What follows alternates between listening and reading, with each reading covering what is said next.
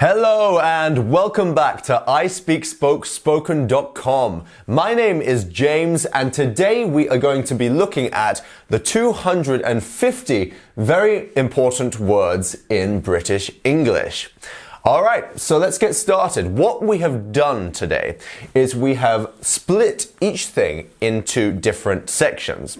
So what we're going to do is I'm going to explain to you each word, and then we're going to go back through afterwards and do a pronunciation practice. And as you can see, we have these red words right next to the words, and these are words that we think will help you with your pronunciation. So let's get started with the video, shall we? Okay, so first up we have apologize. So what does apologize mean? So apologize is when maybe you've hurt someone, maybe you've made someone feel bad and you want to say sorry. So to say sorry is to apologize. So I must apologize for my late arrival. So someone's been late and they want to say sorry for that. Next up, we have a queue. So a queue is when you want to wait in line for somewhere. That line is called a queue. So maybe you are in a shop and you want to buy something from the counter. And before you get to the counter, if there are other people, you want to wait in a queue. Let's see what we have here as our example sentence, shall we? There was a long queue at the checkout. Exactly. So next up we have fortnight. Fortnight. A fortnight means in 2 weeks' time. So not the next week, but the week after next. So here, we are going on holiday for a fortnight, which means they're going on holiday for 2 weeks. Next up we have postcode. Your postcode is where you live. So here we could say, could you tell me your postcode? So this is asking someone to let you know their address, where they live. And it's usually a group of numbers and letters, depending on where you live, which will indicate where your house is.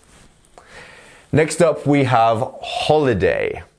A holiday is a place, well, it could be a place or it could be a thing that you go on when you want to go on vacation, and maybe you're taking some time off work to visit another country, or even just to have a staycation, which is another word for staying at home on vacation.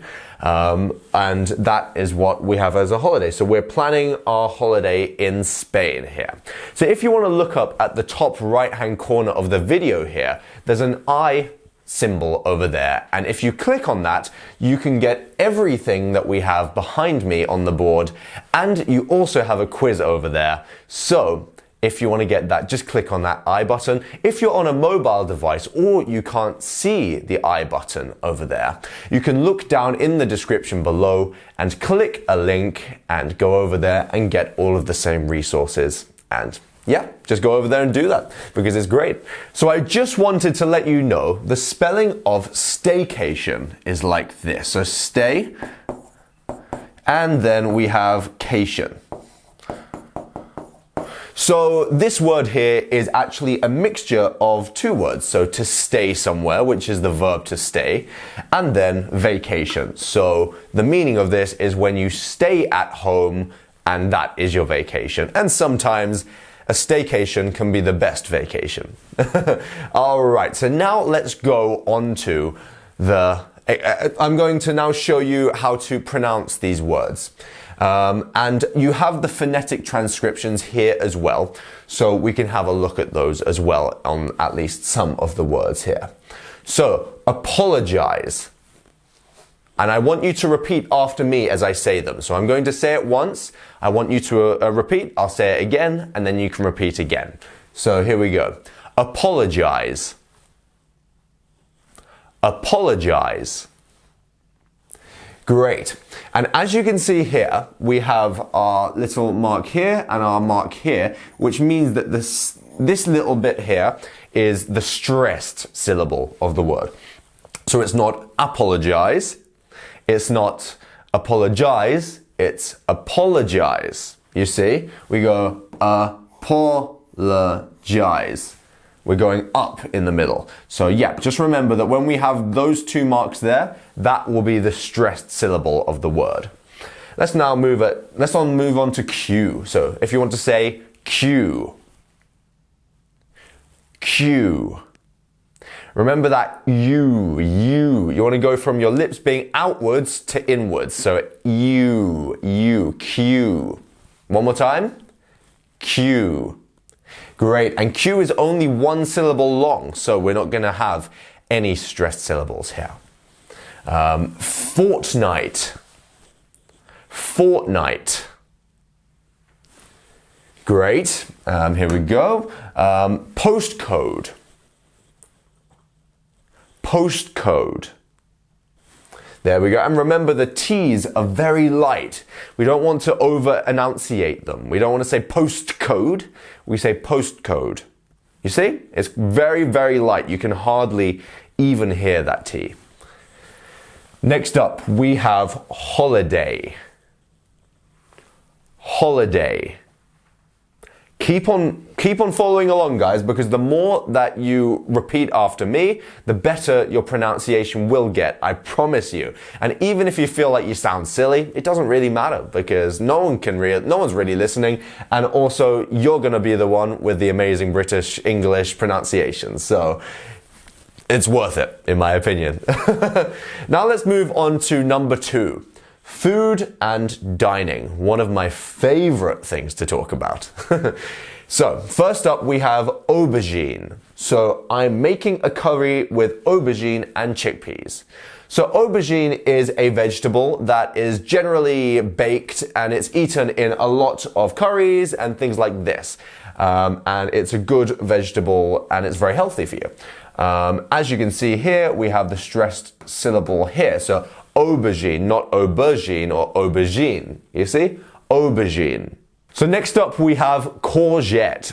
So you may know a courgette as looking similar to a cucumber, but it's a bit more of a vegetable that is put in more hot dishes than a cucumber. So could you slice the courgette for the salad? So it's made in salads, it's made in like ratatouille, and many amazing dishes that you can have that in.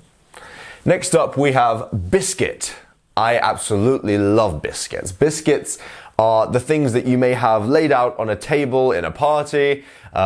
Usually in England we have digestive biscuits, or you can have biscuits with chocolate on the top.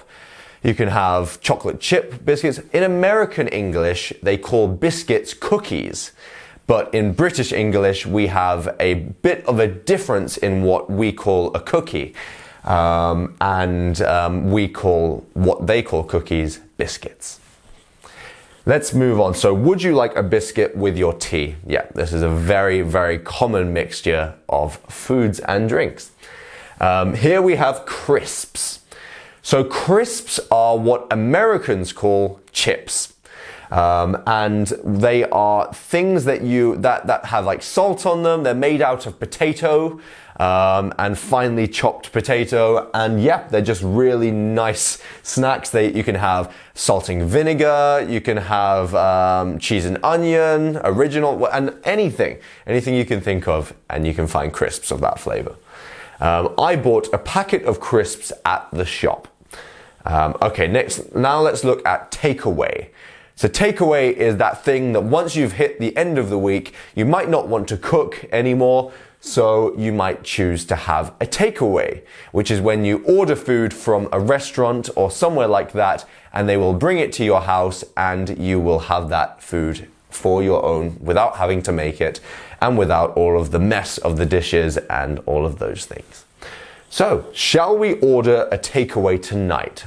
So the verb that we use with takeaway is order. I order a takeaway. You don't buy a takeaway. Well, you wouldn't say I'm buying a takeaway or something like this. You would say I am ordering a takeaway.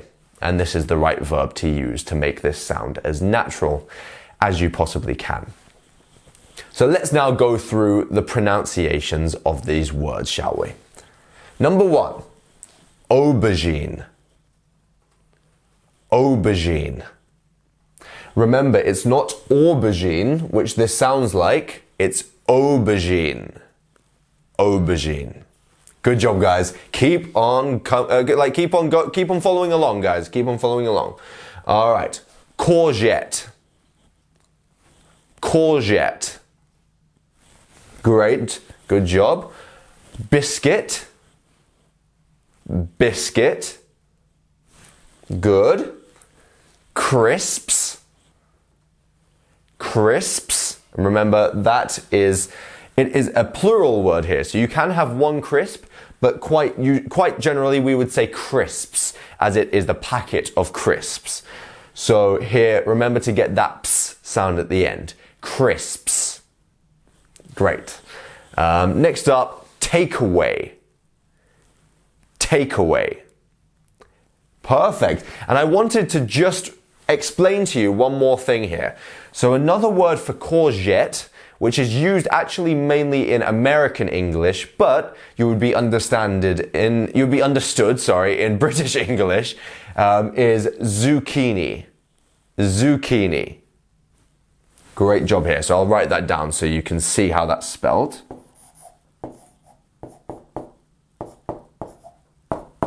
And I know in many different languages, zucchini is actually the correct translation also for courgette. So that will hopefully make it a little bit more clear for you how this is pronounced and what the word actually means. Next up, we have clothing and fashion.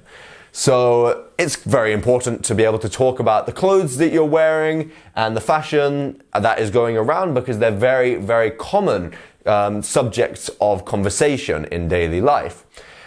So let's have a look at some of the clothing and fashion that we have here. First up, we have jumper. Jumper is a kind of shirt that you might wear that is knitted. So it is a knitted shirt that you're going to wear, or a knitted top that you will wear, and it will keep you warm when it's cold outside. It's a very comfortable thing to wear and a cozy thing to wear as well on a cold day. So here we go. It's chilly outside. You should wear a jumper. Next, we have trousers. So trousers are the things that you wear on your legs, and they are the long things that you wear. So not shorts, not the short things that you wear on your legs, but the long things that you wear on your legs. So jeans can be trousers, chinos can be trousers, and all sorts of things like this. It's just a group of things that you will wear on your legs. So he bought a new pair of trousers for the interview. And this is a very good thing to do before an interview, to keep it fresh. Next up, we have trainers. Trainers. So trainers are a type of shoe that are a bit more informal than maybe a work shoe or something like this. There are trainers that light up. There are trainers that have loads of different colors. And they're generally comfy, they're like informal wear for your feet. Next up here, we have waistcoat. Waistcoat. So a waistcoat is a shirt that you will wear, and in quite formal situations actually, you will wear them, and they generally don't have any shoulder, they don't have any sleeves or anything. It's just a shirt with no sleeves at all. Great. Next up, we have tights. So quite generally, females wear tights to cover their legs. So she paired her skirt with a pair of black tights. So they're things that females wear under their skirts. So tights. Okay, let's now go through all of the explanations, all of the pronunciations of these words. Number one, jumper. Jumper. Great. And as you can see here, we have the mark here and we have the dot here. So the first syllable here is the stressed syllable. Jumper, not jumper. You see? So jumper. So keep in mind these things as you speak, because obviously you're not going to think about them in your daily life, but as you practice them right now, you will get into your muscle memory how to actually say these words and the right stresses to put on them. Number two, trousers. And as you can see here, the stress is once again on the first syllable. Trousers. Trousers. Not trousers. Trousers. Great. Next up, trainers. Trainers. One more time. Trainers. Good job. Here we have waistcoat. Waistcoat. And once again, the first syllable is our stressed syllable. One more time. Waistcoat. Very good. Next up we have tights. Tights. And one more time. Tights. Okay. Very good. And I just wanted to let you guys know that through this video, if you don't know any of the words yet, great, because then you're going to learn some of them. And also, I just wanted to let you know that if you don't remember them all by the end of the video, that's absolutely okay. Don't worry, because what you're doing right now is you're getting used to these words. You don't have to learn them all straight away. You can get used to them as you go, and that is the best way to learn, by just seeing them and seeing them over and over again. So once you've watched this video, you can always watch it again, and it will be there for you, and you don't have to worry if you don't remember them all. Also, they are very, very common words used in English, but they're not the top 100 words, as in the, and, a, and all of these things. These are just very, very functionally used words that are good to know in daily life. So, let's move on, shall we? Next we have transportation. So transportation means ways of getting to places. So a car and things like this. So let's go on to the first one. A lorry. A lorry is a big car. They're usually quite rectangular shaped, and they take big things from one place to another. So they're used mainly by companies to transport big things. So a lorry blocked the road this morning, and they're quite big cars, so it's quite easy for this to happen. Next up we have petrol. Petrol. So petrol is the thing that is used to power a lot of cars. And in American English they use the word gas for petrol, but in British English we use petrol. And it's the black substance that you use in a lot of cars to power them and to keep them going, right? So here we have motorway. Motorway. So what is a motorway? A motorway is a place, a big road that maybe goes from one end of a city to another, or even one end of a country to another, and it's a big road that has many different lanes and junctions, and it allows cars to drive quite quickly from one place to another and to travel to many different places, depending on where they want to go. So the motorway was surprisingly clear today, and this is a surprise because they're so convenient. Quite often, motorways have many cars on them. Here we have a estate car. So they bought an estate car for more boot space. So an estate car is a type of car with more space, basically. Here we have underground. So the underground is another word for the metro. So in American English, they would call this a metro. So it's the train station, but it's underground. And we call this the tube station. That's what we have for the underground station. So a tube is basically a long thing like this that has it has a hole in the middle there, and you can see through it. And that's why we call the underground a tube, because it is basically a long tube. Okay, so taking the underground is faster than driving, and that is very true. So now let's have a look at some of the pronunciations for these words. Number one, lorry. Lorry. Remember that E sound afterwards. Lorry. Lorry. There's actually an English tongue twister if you want to try it.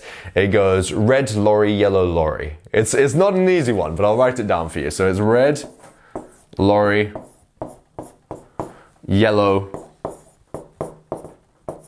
lorry.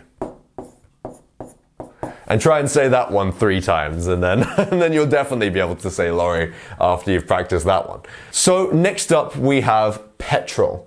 So if you want to repeat after me, petrol. Petrol. Remember to get that fast p sound at the beginning.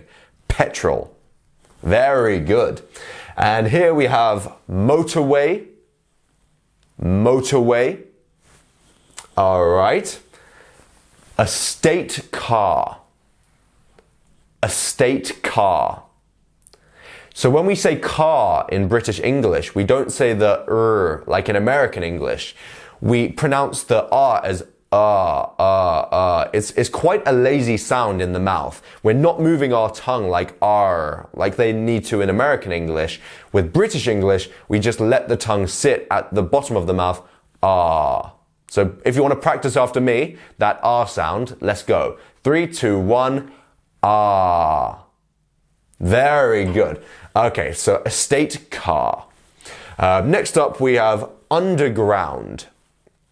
Underground. So you see, this word has 3 parts to it. So we have ground. So d, you want to practice that d sound because you want to go from un to d. Underground. Underground. Very good. So let's now have a look at education. So there's a lot of vocabulary to do with education, and here are some of them. So number 1, we have university. University. So what university is in British English is what Americans call college. And we have a different thing for what college is in British English. What university is when maybe you turn 18 or around that age, you will then go to university, which is the next stage of education, and you will then do your preferred subject, and you will go on to studying something. So here we say, he's going to university in September. And in Britain, September is the month that we generally start school or college or university. And I know in many other countries, especially on the other side of the world, you start in different months. So here we go. Next up is lecture. Lecture.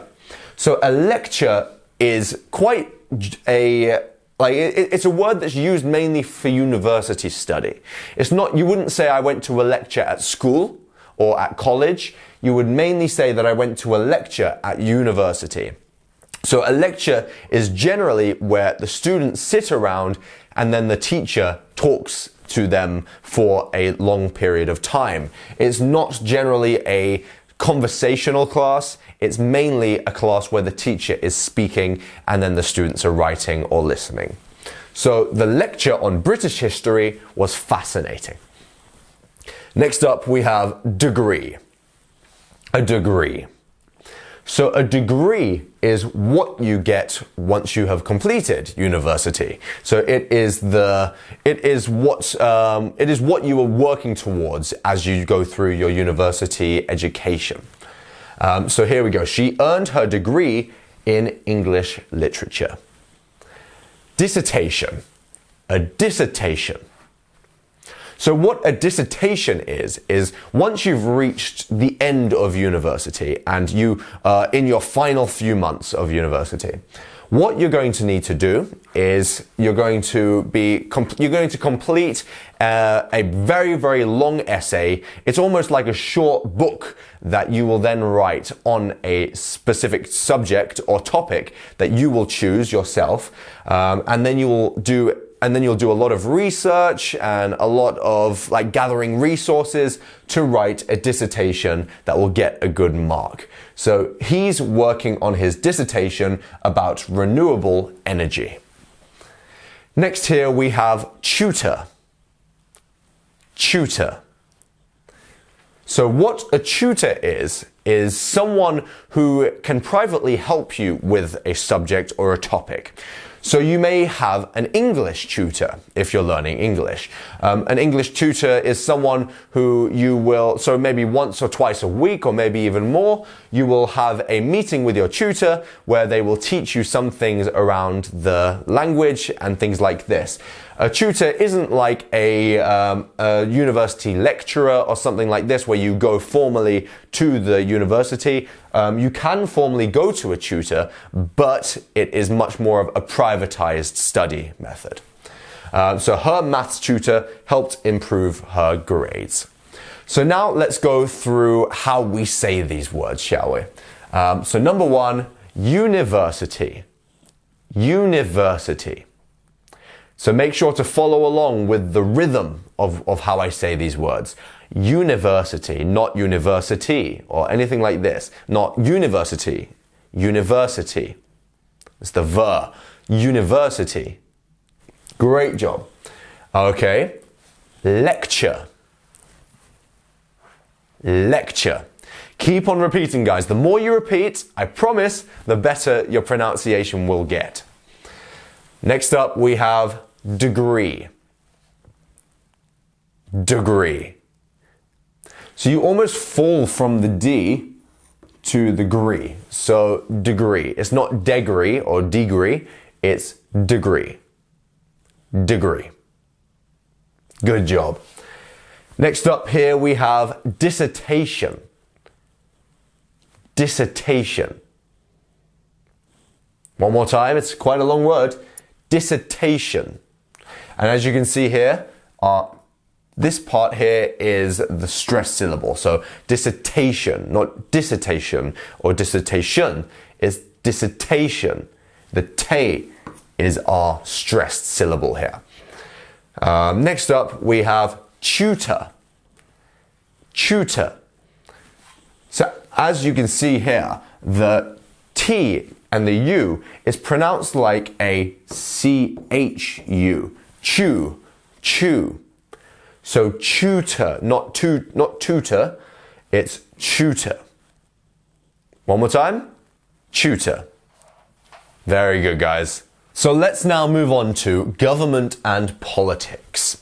So here's a subject with a lot of vocabulary. Now let's have a look at some of them, shall we? So number one is parliament. So the parliament is the place where all of the politicians go to discuss all of the things that are going on in a country. So here we say, Parliament is debating the new bill today. So the Parliament is the group of people that are then discussing those things. So Parliament is debating the new bill today. So next up we have constituency. So a constituency is a group of people with the same ideals and voting system. So it's a group of people who are voting for the same person. And this is how it works. So an area might vote for a specific group to get in, and that's how that works. So she represents the local constituency. Great, let's move on. So an MP, so a member of parliament. And that is quite self-explanatory. So an MP is someone who is part of the parliament. Here we say the MP addressed her voters' concerns. So yeah, it's an MP's job to see the concerns of the country and try and sort them out and try and fix those things by bringing them into government and trying to sort those things out for the people. Here, as you can see, MP is a shortened form for this, but don't let that fool you into thinking that it isn't used. It's actually more common to hear MP than it is to hear Member of Parliament. Here we have council. So the council approved the new park plans. So a council is an area's, almost a governing body in an area. So each area has a group of people who basically run that area. And like maybe they look at how to keep the area safe, how to keep the area clean, less polluted, and things like this. And the great thing about a council means that they can be much more specific about the specific area that they're actually working in, rather than a governing body for the whole country who can't be as specific there. So referendum is one that we hear quite commonly in politics and on the news and things like this. And most commonly, and one of the most popular referendums in the last maybe 10, 20 years in England was Brexit, as I'm sure many of you have heard of. So Brexit was a decision for England to leave the EU, and that is basically what a referendum is when a country gives the people the right to decide whether they want to change something in that society. And that is something that actually happens every now and then, and it's put up to a vote, and then depending on what wins that vote is what is decided. And with Brexit, that is what happened. So the referendum decided the issue once and for all. So let's now have a look at the pronunciations of these words. So number one, parliament. Parliament. Right, if you want to say it again, parliament. Good job. Next up, constituency. Constituency. And before we say it one more time, I'm going to show you that here we have our stress syllable, which is our sti. Sti. Constituency, not constituency and things like this. It's constituency. You see? We should go over that bit of the word. And that is how that one's said. Now let's look at MP. MP. Good job. And then we have Member of Parliament. Member of Parliament. Great. Here we have council. Council. Fabulous. And then last but certainly not least, referendum. Referendum. Great. And as I've said before, when you repeat what I'm saying, you're more likely to remember them, and also your pronunciation will get better. So just keep on following along. Next we have the natural world. So this is a wonderful thing to talk about, isn't it? Because our natural world is what keeps us alive, and it keeps the world nice and colorful and beautiful. And let's have a look at some of the ways that we can use vocabulary to talk about this. Number one is hedge. So a hedge is like a bush that is quite a tall bush. So the hedge needs trimming. And this is usually found in big gardens. Maybe it would be found in like a stereotypical maze where it has hedges all around the edges. And yeah, absolutely. So a hedge would be something that needs trimming because if it starts to overgrow, you want to keep it neat there. Next up we have moor. So we went walking on the moor. So a moor is a patch of land there that you might go for a walk on and have a look around. So here we have moor. So next up we have the word moor. So what a moor is a area of land that has lots of hills and they have very rough grass on them, and they are, yeah, good places to go for a walk. So we went walking on the moor. And next up here, we have another very British word. So you'll find these words in Britain quite a lot here. And this is dale. So they live in a beautiful dale in the countryside. So a dale is like a valley, another path that you might go on a walk.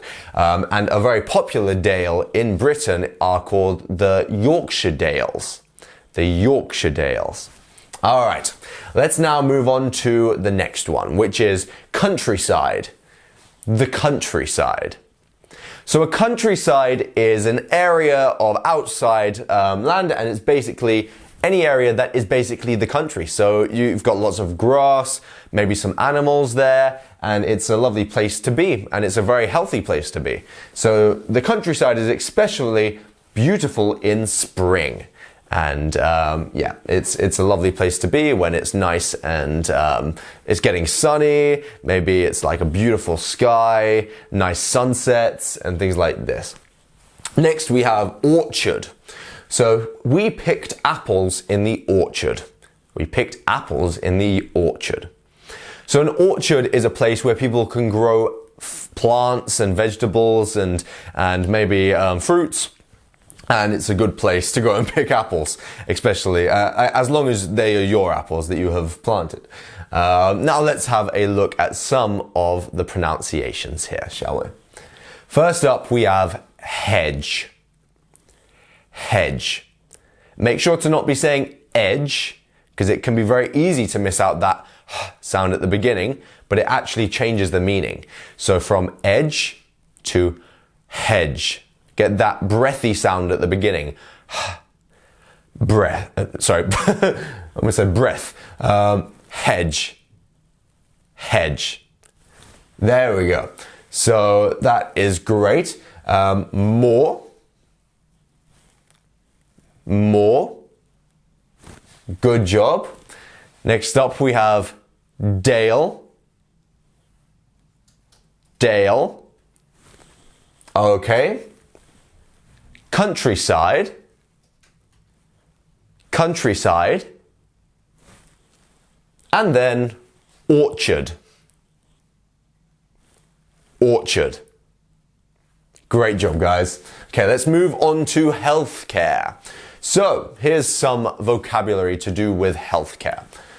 First up, we have GP. So, I don't know if you remember how before we had MP.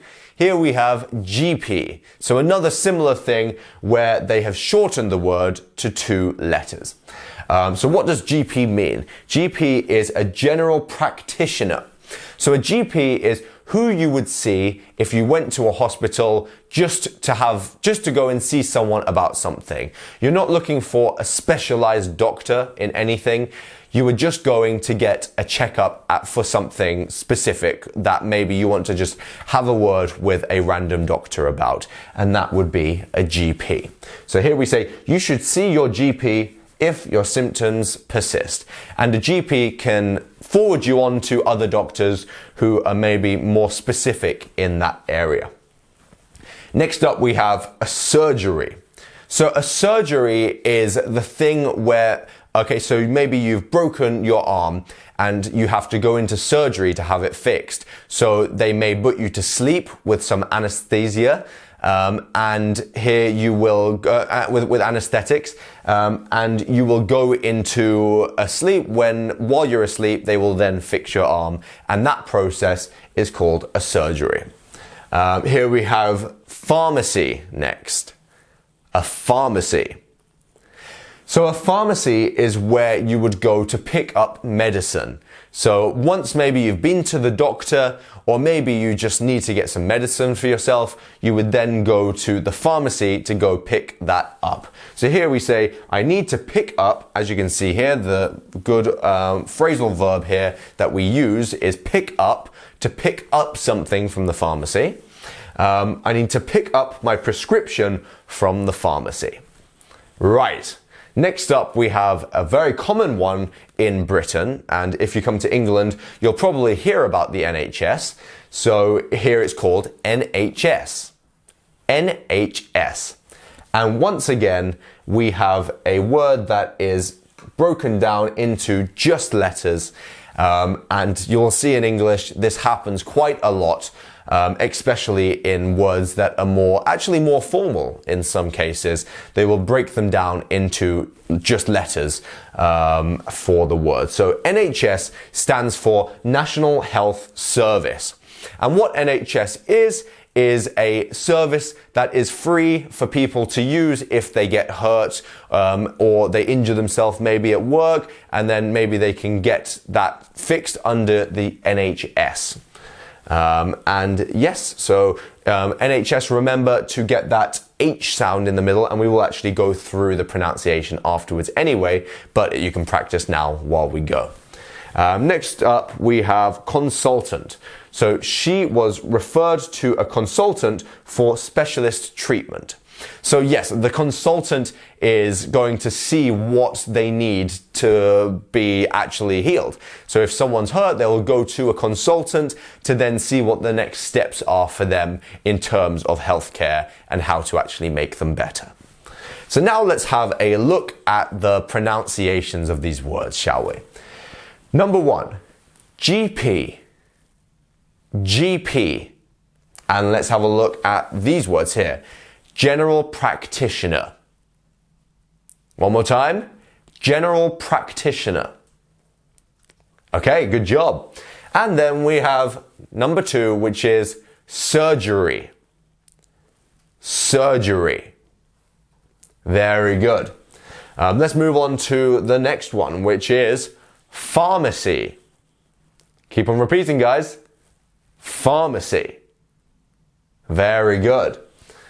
Here we have NHS. And as I said, well, in Britain, people have a bit of a debate between the right way to say this letter. Some people say H and some people say H. You see? I personally use H. So it's spelled like this. H. H.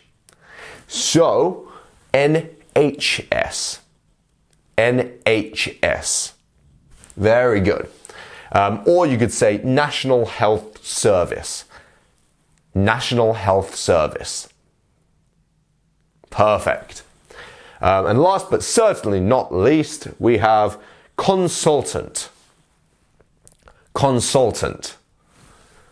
And as you can see here, our stressed syllable is the sol bit. Consultant, not consultant or consultant. It's consultant. Fabulous. Okay, so next up we are talking about housing and real estate. So some very good vocabulary to know if you're buying a house, if you're investing in property, and all sorts of things around the housing and real estate area. And even if you just own a house and you want to talk about things there. So number 1 is flat.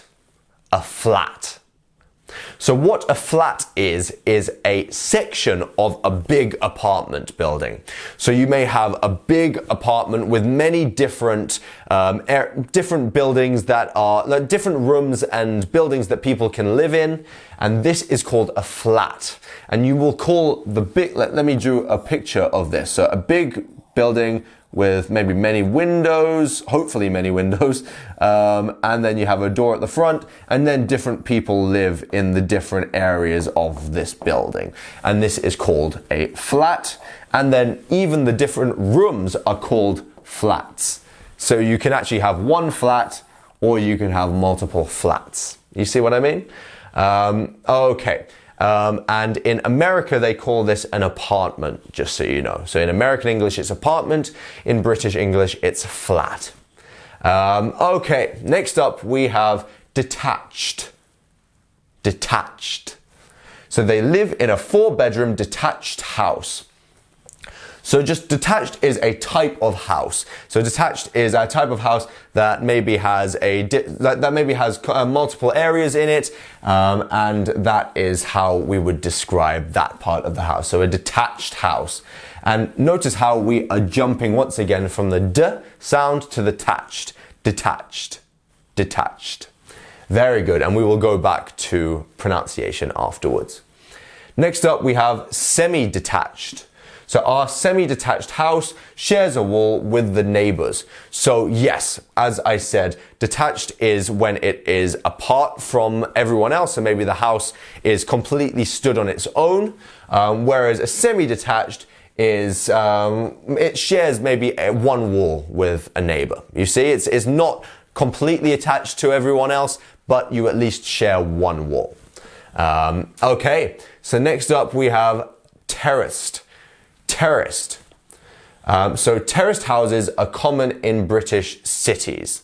So terraced houses are basically houses that are all clumped together. And you will find these in Britain quite very commonly, where we don't have a lot of space to hold lots of houses.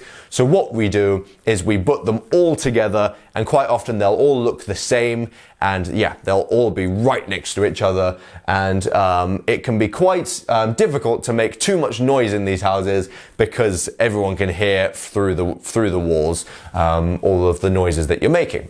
Next, we have estate agent. Estate agent. Fabulous. And what an estate agent is a person who helps you find a house. So basically their job is that they have multiple houses that they are trying to sell, and like they have contacts with, and they also have people who are looking for houses, and their job is to match the two together and find the perfect house for the perfect person. So the estate agent showed us several properties. There we go. And that is their job, to show people around a property and to show them around multiple properties until they find the right one. So let's go through the pronunciations here. Number 1, flat. Flat. Great. Number 2, detached. Detached. There we are. Number 3, semi-detached. Remember, you've got that dit sound. So keep practicing that. Well, let's do that 2 times. Dit. You want to go from the d to the t. Dit. And that's the sound that you're looking for. Detached. Detached. There we go. And if you're not getting it, that's fine. Just keep practicing. Next up, we have terraced. Terraced. Good job. And last but certainly not least, we have estate agent. Estate agent. It's almost like you're saying, because you're not saying estate agent, it's almost like you're saying a state. Estate. Estate agents. You see? Good job. Let's move on to work and employment. So here we have word number 1, which is CV. And this is a very common word, especially if you're going to come over to England or America to work, or any other English-speaking country to work. You will need a CV to show the work that you've done in the past, show your experience, and it's a piece of paper that basically shows the information about you professionally to an employer, who will look at that and see whether you match that company and match how they want to work and the kind of people that they want to employ. So CV stands for curriculum vitae. So here we would say, I need to update my CV before applying for the job. Just so you know, we would rarely say this word here. We would just say CV. And yeah, no, to update a CV. What does to update mean? To update means to make better, or to make more up to date, you see. So you're changing something because maybe you've done a new job that you want to then put on your CV. You are now updating your CV. You see? You've got the word date, which is the time and the date and what day it is. It's what day it is. And then you have the word up. So you're making it up to date. You are updating. You see? So next up we have the word redundancy. So what redundancy means is to basically fire people from their job, or to let them off from their job. And there are many reasons why a job may do this. And here we say, the company announced redundancies due to downsizing. So the company's downsizing, so they're going to have to let a lot of people off of their jobs, because then they can't actually pay them anymore, and because they don't want that many people working for the company anymore. Next here we have sick leave. Sick leave. So what sick leave is maybe you have an illness, or maybe you're sick And what they will let you do is they will give you a certain amount of time that you can go off of work and not be there anymore.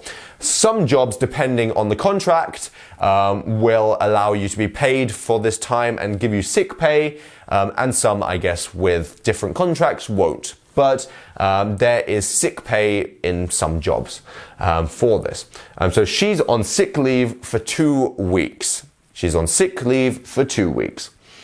A lot of jobs also give maternity and nowadays paternity leave, which is when someone is pregnant or someone's wife is pregnant, which means that they can actually go off work to spend time like during the pregnancy or spend time once the person has actually had the baby with the babies, to actually get to know them and to teach them, and to yeah, just spend some time with their kids.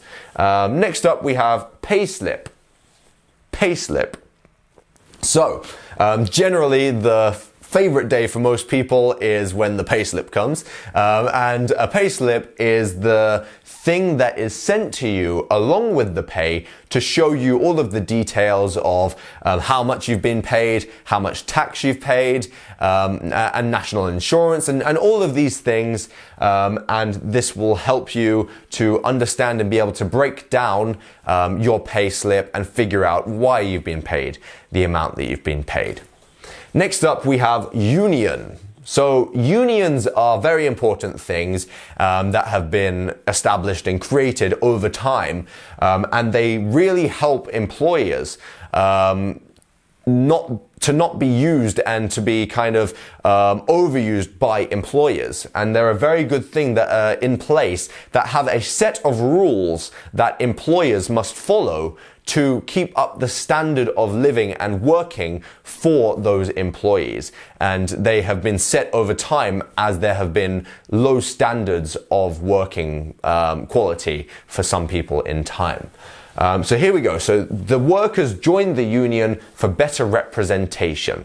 And the union has a bigger voice than just one person maybe asking for a pay rise. If a union asks for it, it's a lot better because it has much more, it's much more official. You see what I mean? So let's now look at how to pronounce these things. So number one, we have CV. CV. Very good. And that is, next up we have redundancy. Redundancy. Very good. Here we have sick leave. Sick leave. Okay. Payslip. Payslip. Get those P's. Payslip. And then last but not least, we have union. A union. So now we're going to have a look at law and order and some vocabulary that surrounds that. So first up we've got a barrister. So what is a barrister? A barrister is a lawyer, pretty much. So someone who defends someone in court. So the barrister presented the case at a high court. Next up we have a solicitor. A solicitor. So you should consult a solicitor for legal advice. So that's exactly what a solicitor is. It's someone who you go to help you out with some legal advice and how to go about something correctly. Okay, next up you have magistrate. Magistrate.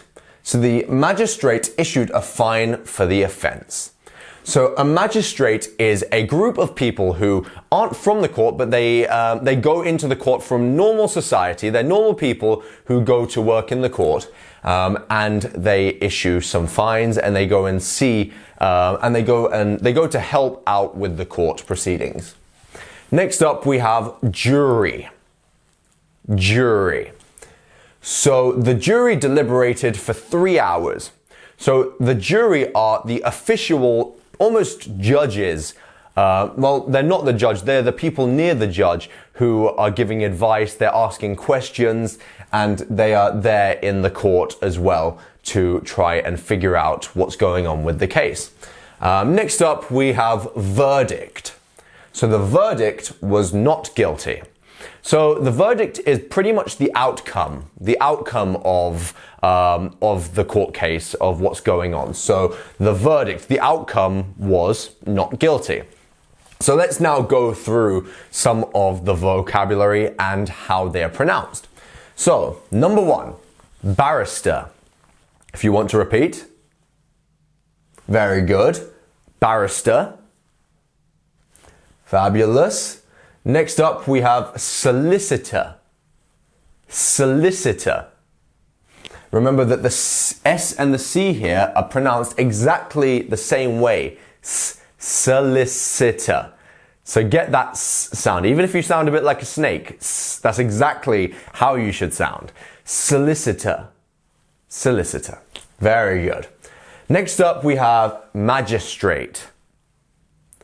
Magistrate. Perfect. Jury. Jury. Great. Verdict. Verdict. Fabulous. And that is all of the words in that section. So now let's move on to media and communication. So now that we're in the 21st century and media and communication is actually becoming an even bigger part of our society, especially since COVID, when during COVID, that was all that we relied on pretty much. So the vocabulary in this topic is probably some of the most important vocabulary that we might look at in English. And nowadays it's becoming even more and more important as we go on. So let's have a look at some of it. So, broadcaster. Broadcaster. So the BBC is a well-known British broadcaster. So it is basically a company that puts out media and, for the TV, is generally what a broadcaster does, or the radio. So the BBC has a big building that they broadcast and put out loads of TV shows, movies maybe, and also radio as well. Next up, we have documentary. Documentary. So the documentary on wildlife was award-winning. So a documentary is a genre of a TV or a movie kind of thing. And what it is it's a type of TV that is very informative about a certain subject. So you might, as we have here, a wildlife documentary, and quite often it's voiced by someone who has a very good voice, and it has a lot of information about the animals, some very beautiful illustrations and videos of the animals in their natural habitat, and they're very informative pieces of TV and film. So next up, we're going to talk about the word editorial. So an editorial is mainly in newspapers and things like this, and it's a small bit of writing, or even long bit of writing that talks about a specific subject or topic. So here, the editorial criticized the government's policy. So here, someone has then obviously criticized what the government is doing and how they're doing it. Next up, we have headline. So a headline is the snappy, the big thing at the top of the paper that gets us all to read it. It's meant to be quick and very compelling for us to read. So the scandal made the front page headline. Is that big, bold bit of writing that you're going to see at the front of the newspaper. Tabloid. Tabloids often focus on celebrity news. So yeah, this is bits of gossip that turns up in the newspapers, turns up in different types of papers, and yes, quite often it's about celebrity gossip and news. So now let's talk about how we say these words and the pronunciation. So number one, we have broadcaster. Broadcaster. Great. Number two, documentary. Documentary. Fabulous. Number three, editorial. Editorial. Number four here, we have headline. Keep on repeating. Headline. There we are. And last but not least, we have tabloid. Tabloid. Okay, as I've said before, keep on repeating as we go through these and you will remember them and they'll stick in your mind, and you'll also get the pronunciation much better if you follow along with how I'm saying them. Alright, so I want to take a moment here for you to look up at the top right hand corner of the video. You'll see a little eye mark there, and if you click that, you can get all of the things that you can see behind me here, and you can get it for yourself, for your own time, and it's actually very good to have all of this vocabulary on you because you can just keep on reviewing them and looking over them in your own time. You also get a quiz down there, so go and take that and let us know how you do. And if you're on a mobile device, or even if you just can't see the eye up there, go down to the description below and click the link and you will get all of this as well. So don't worry if you can't see it. So next up we have sports and leisure. So this will be one of your favorite subjects if you're a sports fan. And let's have a look at some of the words. So number one is cricket. So cricket is a game that is played with bats, and they hit the ball and then they run to different posts as they run, and then if they get to each post and they go all the way around, they get a home run and they win a point for their team. So yeah, cricket is a popular summer sports game in England, and it surely is, and we really enjoy cricket in England. Next up we have rugby, another very popular English sport. So he plays rugby for a local team.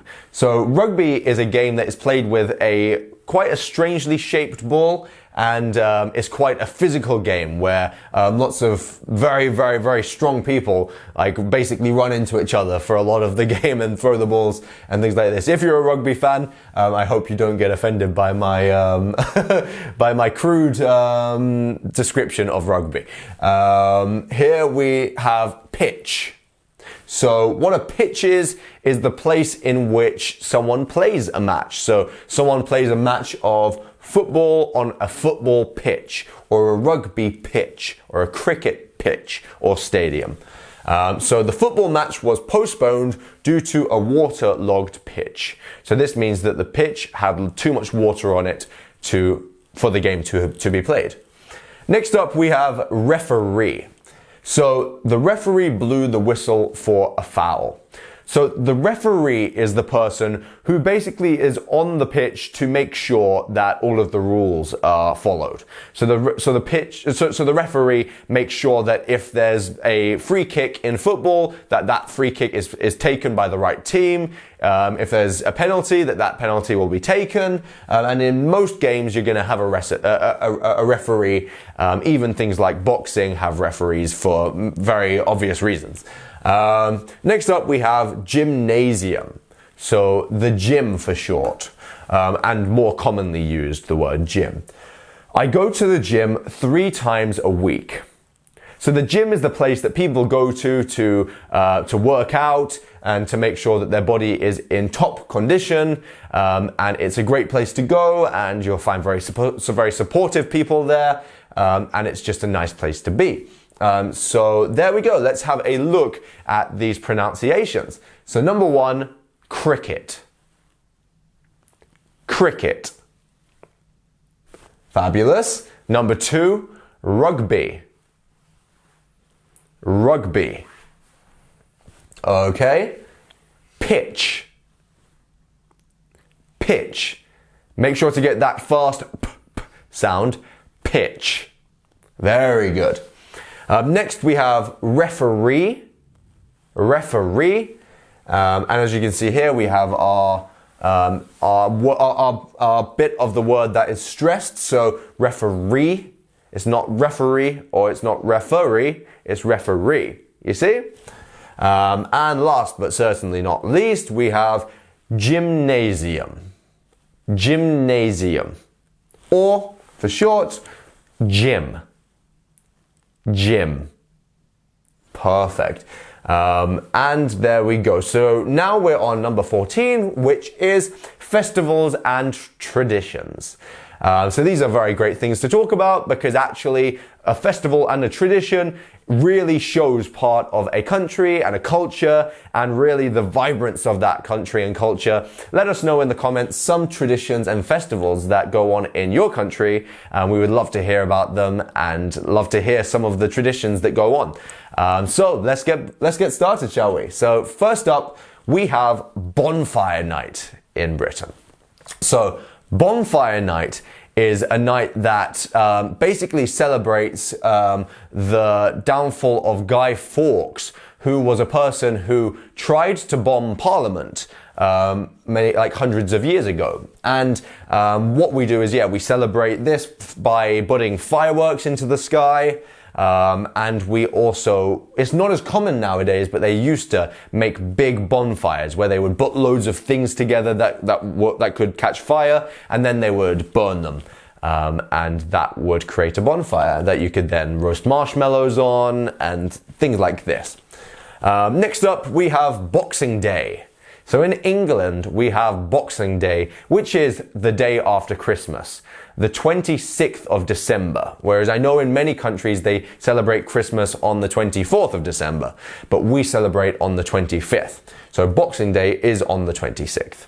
And on this day, what we do is we just spend time with family. We unbox all of the presents that have been boxed. That's I believe why we call it Boxing Day, because all of the boxes from Christmas are then thrown out. And yeah, it's just a nice day to spend with family after the hustle and bustle of Christmas Day. Next up, we have tea time. So tea time is typically around 4 o'clock in the afternoon. So tea time is a time that is not quite dinner, but it's not quite lunch. It's somewhere in between, and it's kind of a light dinner. It's like it's a tea. So quite often you'll have tea with this meal. You'll maybe have some biscuits. You'll have some cheese, maybe some crackers. Things like this. It's quite a posh way of saying that I'm having some food and drinks at this point in the day, around 4. Next up, we have Christmas cracker.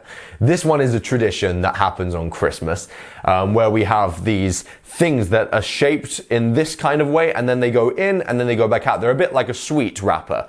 And what you do with them is two people hold either end, and then you pull, and then the side that has the most on them is the winner, and Christmas crackers all contain gifts and things like this in them, and usually a joke and a hat. So you get like a nice Christmas hat to wear for the rest of Christmas Day. Next, we have Remembrance Day. So Remembrance Day is a day in which we can remember fallen soldiers.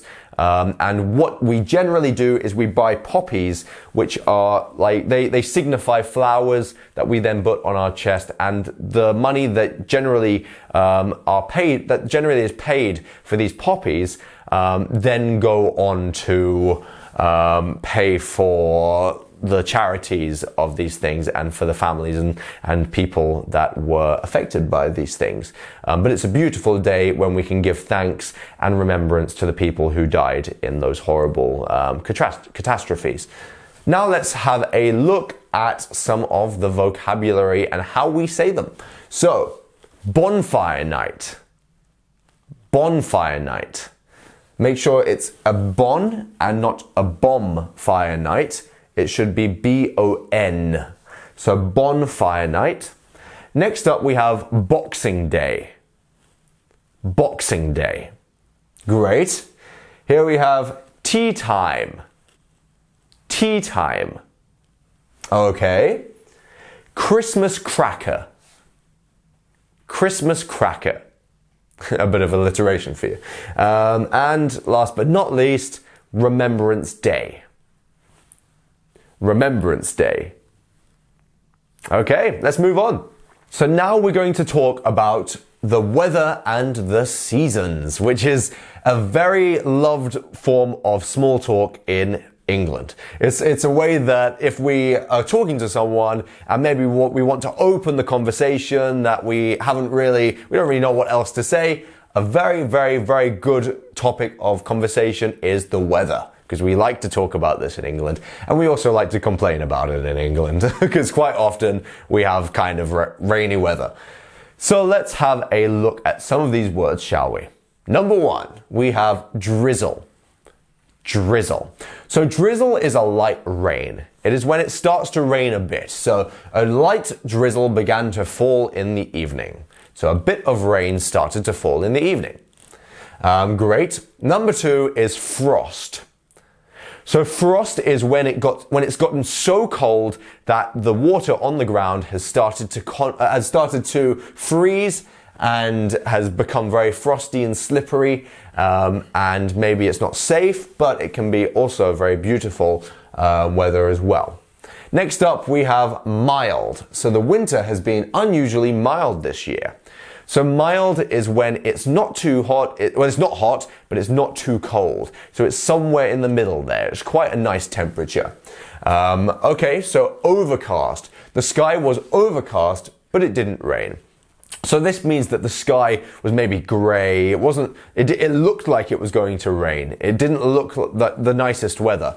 But here, thankfully, it didn't rain. Let's move on to breezy here. So what breezy means is that there's lots of wind going around a place. So maybe you're walking down the street, you're getting blown here and there. That is breezy weather. And it's not too, like breezy wouldn't mean too windy. It wouldn't mean wind that's going to like push you back. But there's a bit of a breeze there. And that's what this means. So let's look at how we say these words, shall we? So number one is drizzle. Drizzle. Okay. Number two is frost. Frost. Make sure to get that fr sound. Frost. Great. Number three is mild. Mild. Okay. Overcast. Overcast.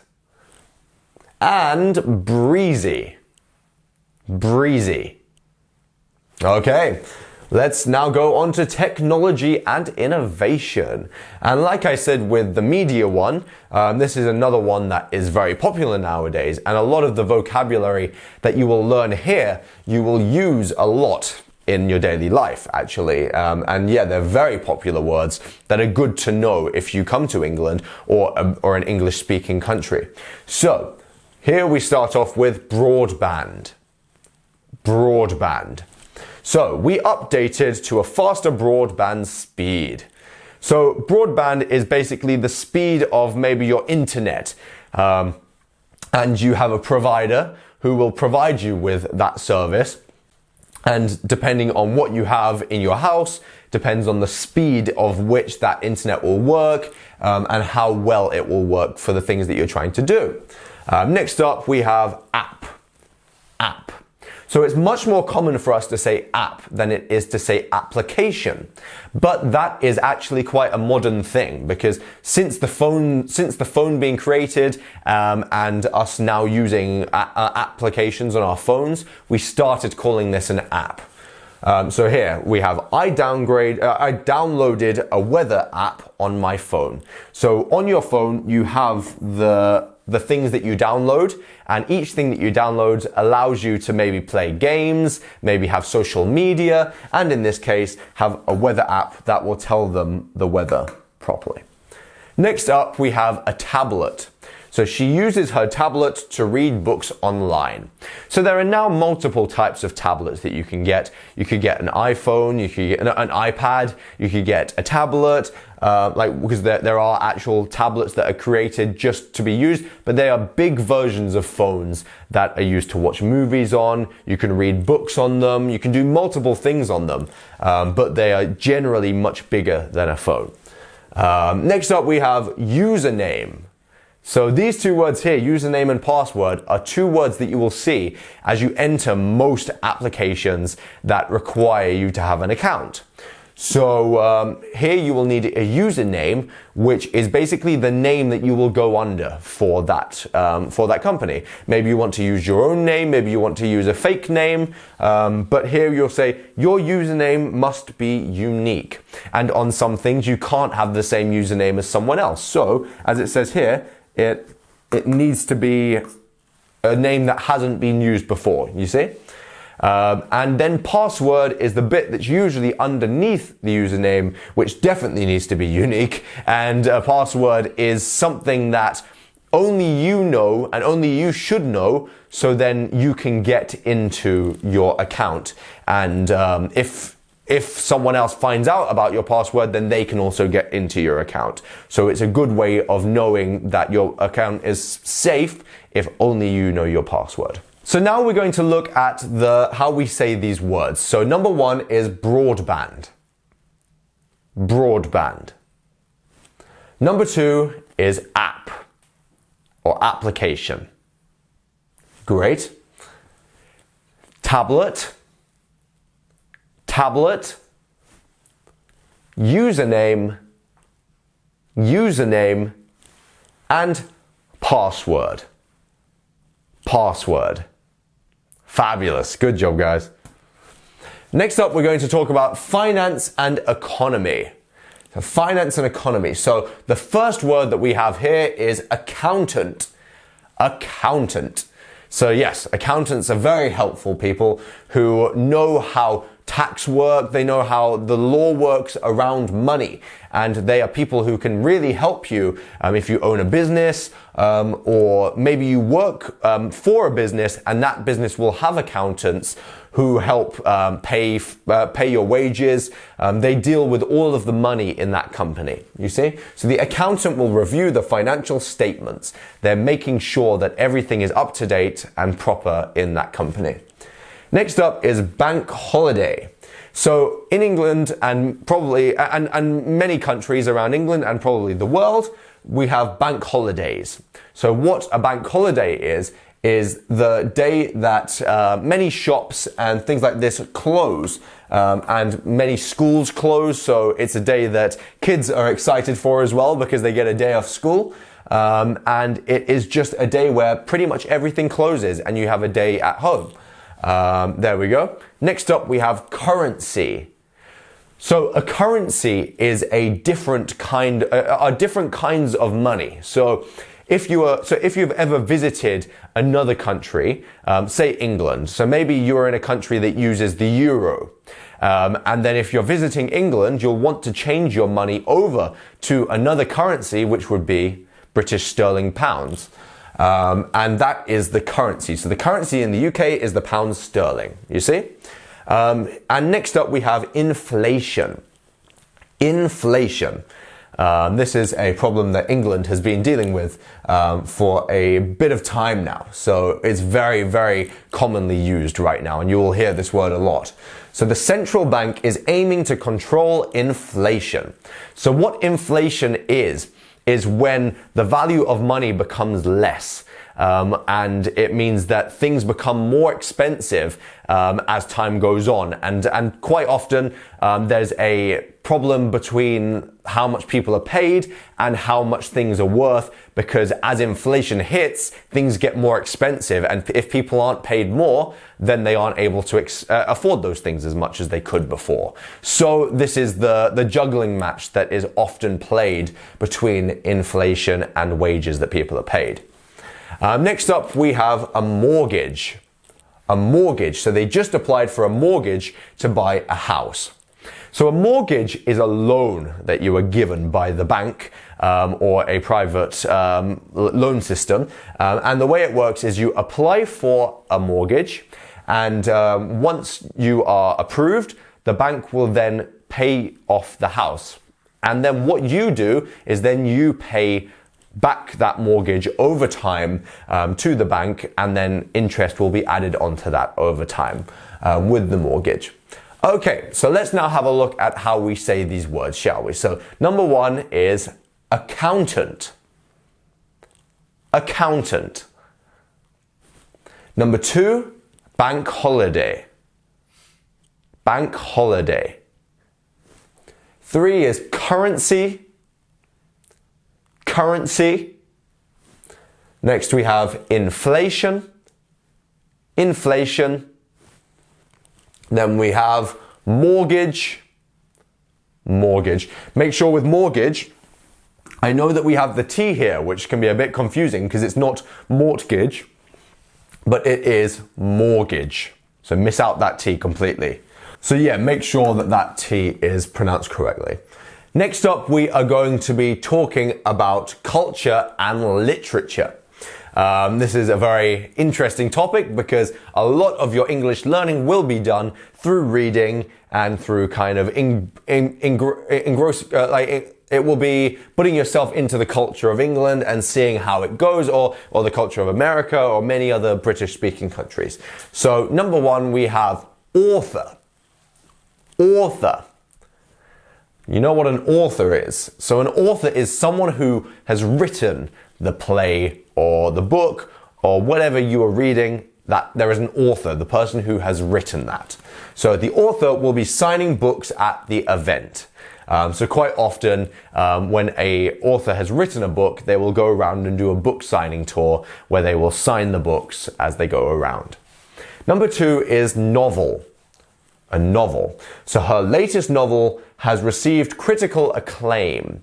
So a novel is basically a story. It's a book. It's a short book that has been written about different subjects like non-fiction. Like novels are generally fiction books. So yeah, her latest novel has received critical acclaim. Fabulous. So now we're going to talk about the word poet. So the poet laureate will recite a new poem. So a poet is someone who writes mainly kind of short excerpts, but they can be quite long as well. And they're things that generally rhyme. So the cat sat on the mat is kind of a short poem, but poets generally have a lovely way of expressing things. They're able to say, they're able to make points, but while keeping the vocabulary very poetic and very nice and just nice to listen to. A songwriter is a poet, you see. So there we go. So next up we have theatre. So a theatre is a place where plays and musicals are staged. And in British English, we say theatre with an R-E at the end. In American English, they say E-R at the end. And that is how it's spelt over there. So we have tickets for a play at the theatre tonight. Next up, we have gallery. So a gallery is a place where art is generally shown off. And you'll walk around a gallery looking at different pieces of art. So the art gallery is featuring contemporary artists. So let's now have a look at how we say these words. So number one is author. Author. Very good. Number two, novel. Novel. Okay. Poet. Poet. Great. Theatre. Theatre. Get that sound. And last but not least, gallery. Gallery. Okay, guys. So now let's have a look at education and academia. So the first word here is scholarship. A scholarship. So a scholarship is something that someone may be awarded, where maybe if it costs them some money to go to a university. And they may apply for a scholarship, which would mean that a company that what they do is they fund people to be able to get into colleges and universities. They may give money instead of the student paying the money. That company would then pay the money for the student. So he received a scholarship to study abroad. Next up, we have seminar. So the seminar on climate change was very informative. So seminar is basically a lesson, a lecture, a time in which they're learning. Okay, next we have thesis. She's defending her thesis next month. So your thesis is your project, what it is that you're trying to say, the point you're trying to make. And she's defending that thesis, she's defending her project and her final piece there next month. Next up we have lecturer. So the lecturer specializes in medieval history. So a lecturer, we've already learned before in this video what lecture means. A place in where, like a class in which you're learning loads of things, where the teacher is telling you loads of things about a specific subject. The lecturer is the teacher that is actually conducting that lecture, you see? Next up, we have curriculum. So the new curriculum includes more practical courses. So curriculum means a set of lessons that are required for a certain subject or a certain school to comply with and to teach. So that's great. Yeah, so let's have a look at the pronunciations here. So number one, we have scholarship. Scholarship. Number two, seminar. Seminar. Okay. Thesis. Thesis. Great. Keep following along, guys. Lecturer. Lecturer. Yep. And then last but not least, curriculum. Curriculum. All right. Now let's move on to environment and sustainability. Environment and sustainability is very important, especially nowadays with all of the talks of global warming and things like this. So let's have a look at some of these words here. So recycle. Recycle. This is a very important one. So please recycle your paper and plastic.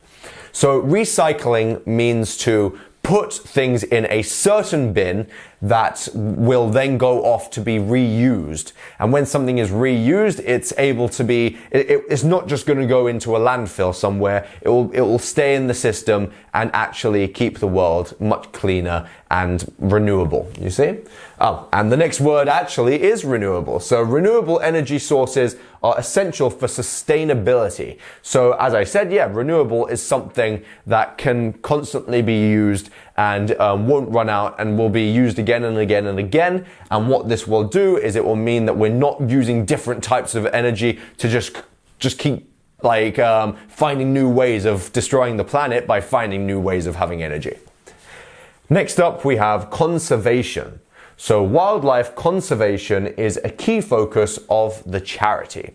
So a conservation means to keep something, to make sure that it's safe. So there are some animals that are actually in danger of the species running out and becoming extinct. But a conservation group and charity will go and actually make sure that that is not the case and that they're looked after there. Ecosystem. Ecosystem. So the wetlands are a vital ecosystem for many species. So an ecosystem is an area that works for certain animals. So maybe in cold climate would work better for a polar bear, whereas a hot climate would work better maybe for some kinds of lizards. And they're ecosystems that work for those kind of creatures and plants and all sorts of things, you see? Next, we have biodiversity. So protecting biodiversity is crucial for the environment. So biodiversity means that there is diversity and differences in the types of animals and biology that you see in a certain place. And that is looked after because as we build things and all of this, more animals lose where they live and things like this. So it's important for us to make sure that they are safe and they have a sustainable place to live and to survive. Let's now have a look at some of the vocabulary and how we pronounce them. So number one is recycle. Recycle. Recycle. You see? Next up, renewable. Renewable. You can see here that both of these, the R is falling onto the next word. It is going recycle, renewable. You're falling into the word. Next up, we have conservation. Conservation. Next, we have ecosystem. Ecosystem. Then we have biodiversity. Biodiversity. Great job, guys. Keep on repeating. The more you repeat, the better you will get. I'm sure of it. Okay, so now let's look at some travel and geography. And if you're learning English, you may want to go over to a British-speaking country, an English-speaking country. So you may want to know a bit more about the geography and how to travel there. So now let's have a look at some of these words, shall we? So now let's have a look at the number 21, travel and geography. So if you're learning English, you may want to visit England or an English-speaking country. And by doing that, you would need to know some vocabulary to do with travel and geography. So let's have a look. Itinerary is our first word. So our itinerary includes several historical sites. So what itinerary means is it's basically a plan. It's a plan of the different things that you're going to do when you're on that holiday. And it's good to have an itinerary because then you make sure that you actually fill that holiday up with the things that you want to do. Next up, we have landmark. So the landmark is popular with tourists. So a landmark means an area of land, basically. Next up, we have destination. So the destination is where they want to get to. So the end point of where they're going. The island is a top destination for honeymooners. So yes, we quite often use the word destination in this way when we're talking about an area that people find very attractive to go to, because we'd say it's where a lot of people go. It's a destination. There we go. Next up, we have a compass. A compass. So a compass is something that some people still use, which is, it looks a bit like a watch, but it has these hands on it which point north. So whichever way you face, you know which way north is. So use a compass to find your direction. And it's a good way to find out which way you're walking in and if you're walking in the right direction. Next up, we have the word map. So a map is a illustrated piece of paper that has been used for many centuries now, and maps show us where things are. So the map shows all the hiking trails, and you can follow a map, and if the map has been drawn out correctly, you should get to the right place. And quite often you'll see on your phone nowadays, we have Google Maps or normal Maps app, which are more commonly used now than a paper map. And you can actually follow a map on your phone, which is pretty much like you can follow it like pretty much 100% accuracy to where you're trying to get to. Next up, let's now look at the vocabulary and how we say the words. So first up, itinerary. This one's a bit of a mouthful, so try to get that itinerary. Itinerary. Okay. Number 2 is landmark. Landmark. 3 is destination. 4 is compass. And then last but not least, we have map. Map. Very good. Now let's have a look at health and well-being. These are some very good vocabulary. This is some very good vocabulary to know because it will keep us healthy and we'll be able to explain to others how to be healthy and how we keep ourselves healthy. So let's have a look at some of the words here. Fitness. Fitness. So fitness is important for overall health. So the idea of fitness is you're in a good place physically and you're able to maybe run for a long time, be able to work out well, and you have a good fitness, or maybe you have bad fitness, which means that maybe your cardio isn't very good or something like this. And this is how we express this, by talking about your fitness levels. Next up, we have nutrition. So nutrition is pretty much the foods that you eat and how that affects your body. So nutrition plays a key role in your health, and pretty much when you're working out, nutrition is a big part of that, depending on the energy you have, how fast your body can repair itself from a workout, and many things like this. Next up, we have well-being. So well-being can be mental, can be physical, can be all sorts of kind of health. And what this will do is well-being is the way in which we measure how much we care for ourselves and how much we look after ourselves, you see? So meditation can improve your well-being. I agree with this statement very much. Next up, we have yoga. Yoga. So yoga is a practice, a little bit like meditation, but it's much more physical, and you do yoga poses and things like this that involve strength, but they're also very calming and quite meditative as well. Next up, we have hydration. So hydration is when you drink water. So you keep yourself hydrated by drinking enough water, and by doing that, you can run for a lot longer. You can maybe work out for a lot longer, and good hydration is very important for health in general. Let's have a look at some of these words now. So number one is fitness. Then we have nutrition, well-being, yoga, and then hydration. Hydration. Fabulous. Let's move on. Okay, so now we are talking about social issues and awareness and the vocabulary that is around that. So, number one is equality.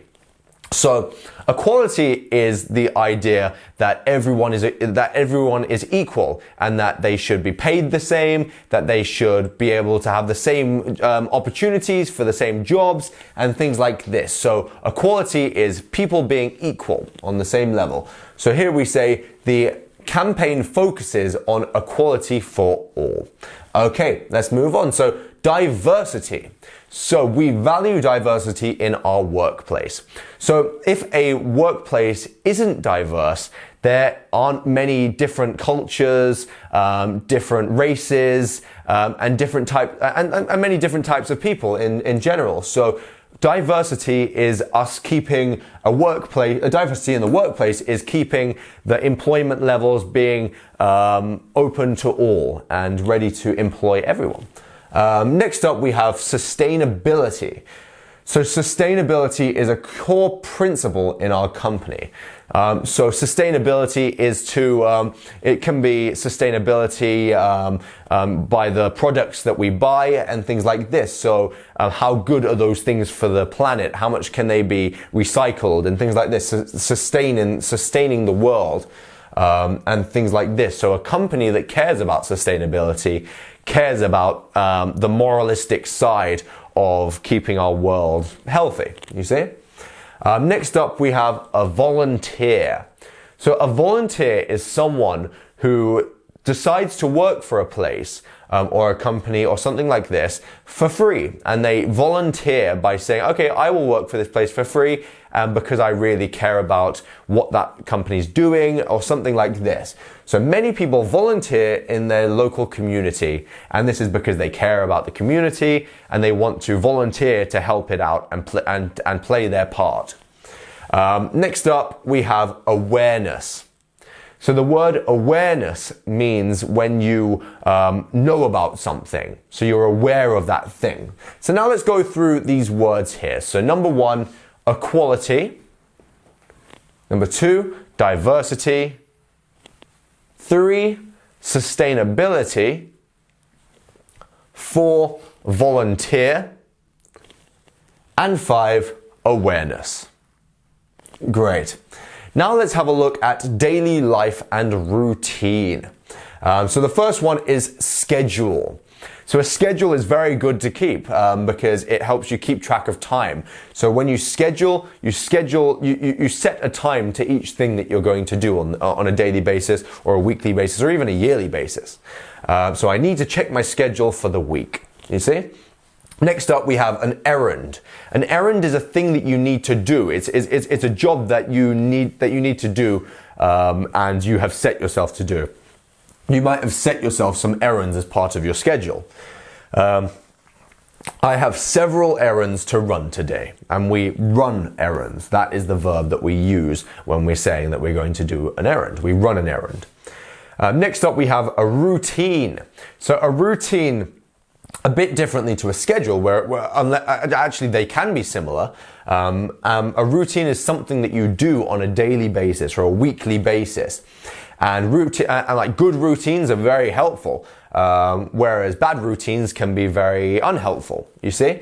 And they're good things to try and build on good routines in your daily life. So my morning routine includes exercise and reading. This sounds like a very good routine, and I would love to do some more reading in the mornings too. So number 4 here, we have a chore. So a chore so doing the dishes is my least favorite chore. So usually a chore is said in a bit more of a negative fashion behind something that you should do. It's seen as a chore. It's seen as something that you have to do that you'd rather not do, you see? And then last but not least, we have an appointment. So when you set an appointment maybe for the doctors, maybe the dentist, and you set a time that you will meet that person at a certain time or place. So it's important when you set an appointment to get there at that time, because actually both parties need to be on time for that appointment, you see. Let's now go through the words here. So number 1, we have schedule. Schedule. Number 2, errand. Errand. Number 3, routine. Routine. Number 4, chore. Chore. Okay. And number 5, appointment. Appointment. Fantastic. So now let's move on to government and public services. So the first word that we have here is bureaucracy. Bureaucracy. So this is dealing with bureaucracy can be time consuming. Bureaucracy is actually part of the word bureau, which in many languages means office, and it actually connects to the meaning in English, which is basically like red tape. It is the things that you have to get past to be able to put something forward and be able to do something, you see? Next up we have legislation. Legislation. So new legislation was passed in Parliament. So it's a new, maybe a new laws, like new things that need to be done, that need to be followed, that can be done, and they're just new things that are then formed. So legislation are here. Next up we have policy. So the government introduced a new environmental policy.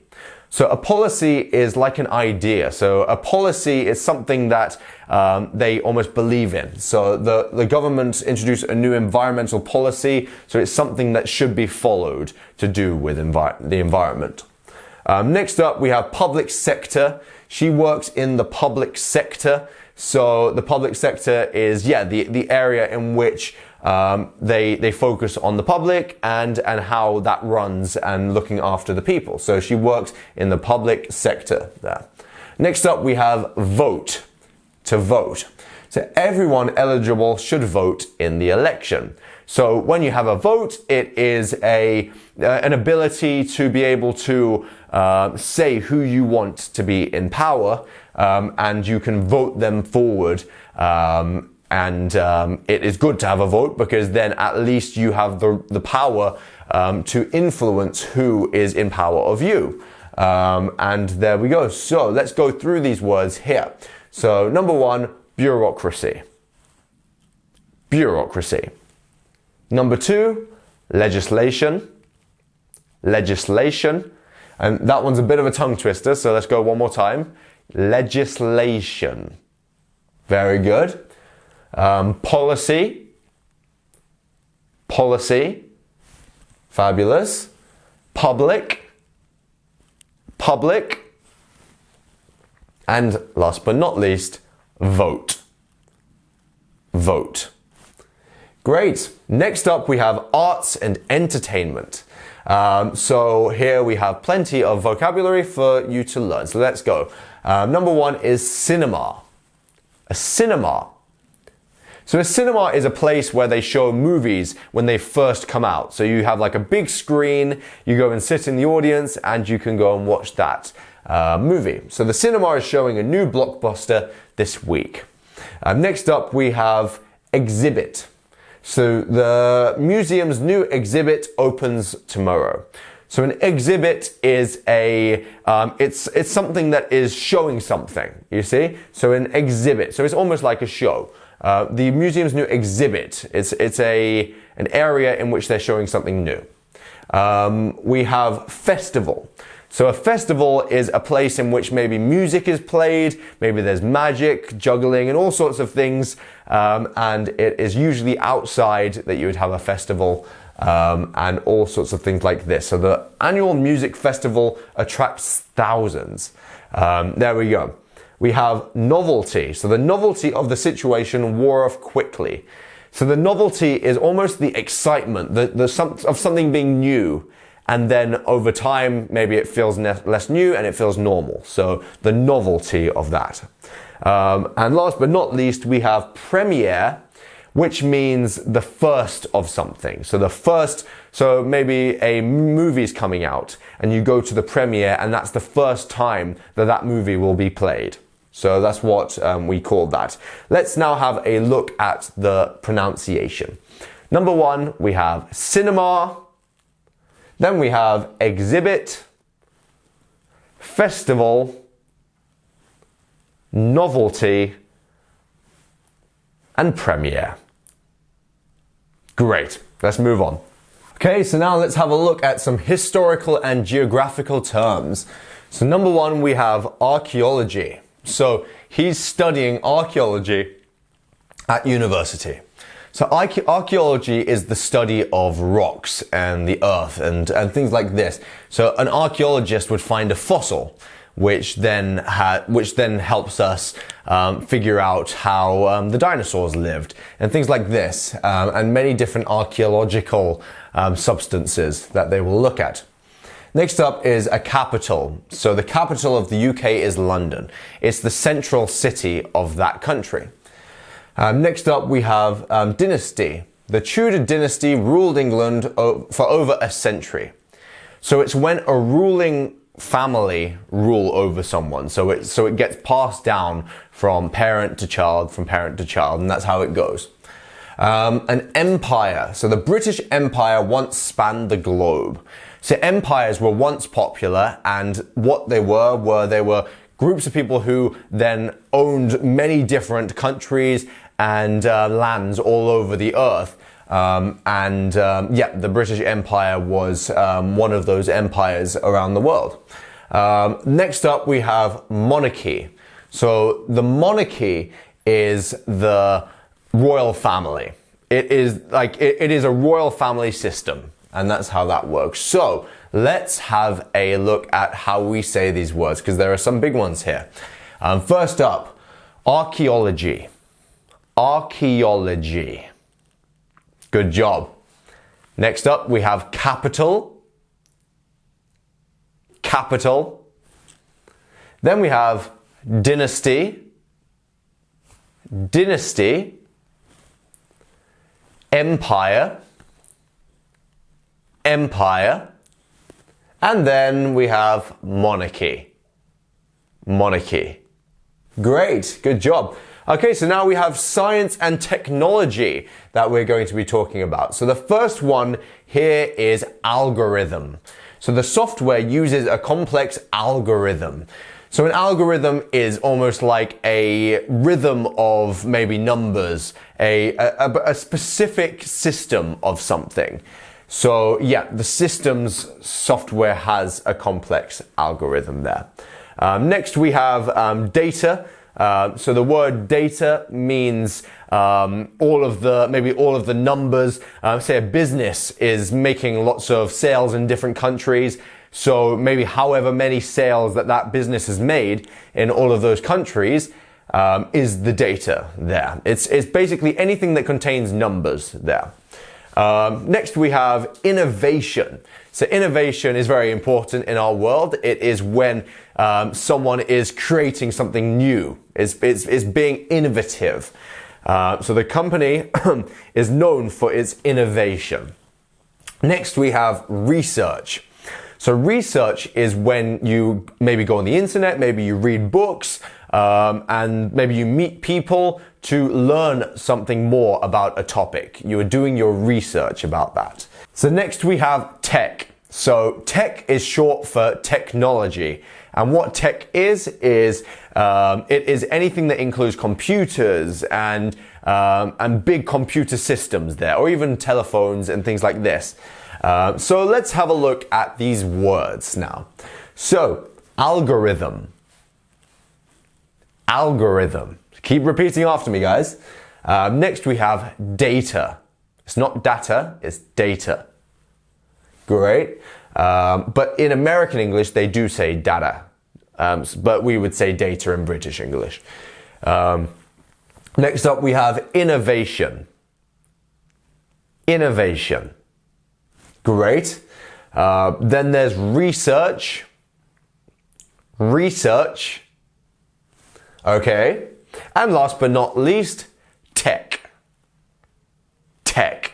Okay, keep following along, guys. All right, if you look at the top right-hand corner of the video, you'll find an eye, and if you click on that eye, you will get all of the things that you've seen behind me in this video, and you can have them for yourself in your free time.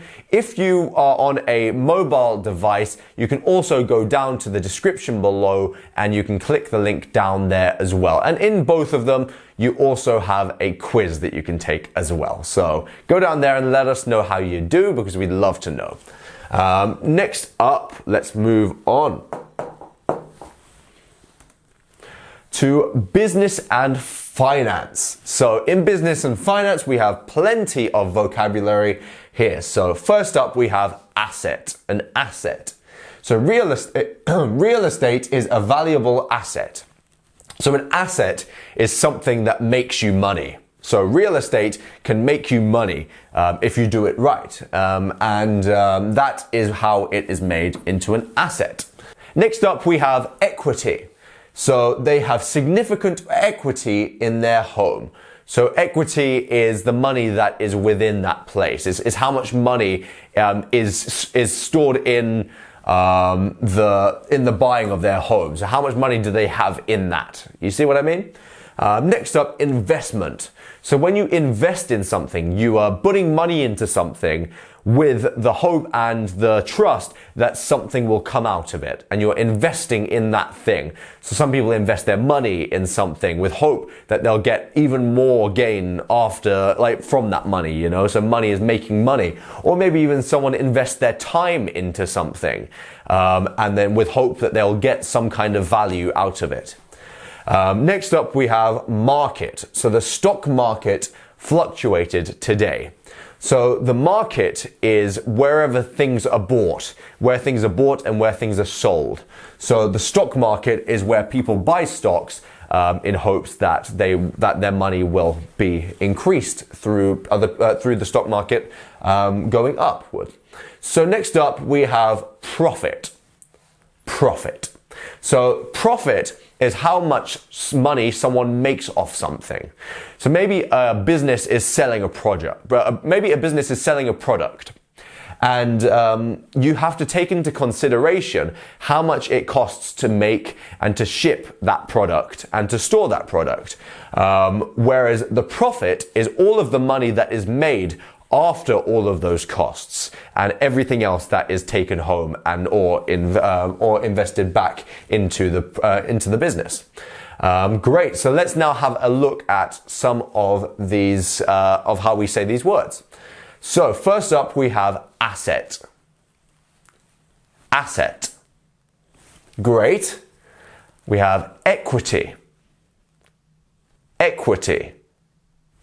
Great. Investment. Investment. Fabulous. Market. Market. And then we have profit. Profit. Fabulous, guys. All right, let's move on to health and medicine. All right, let's start off with diagnosis. So the diagnosis was confirmed by tests. So the diagnosis is So you diagnose someone with maybe an illness. So you say that they have that thing. You basically tell them that they have it. Next up, we have immunization. So immunization rates have improved. Immunization means when someone becomes immune to something, their body gets used to that certain thing. So maybe someone stops getting ill because then their body has learned how to fight off those germs and that bacteria. Next up, we have prescription.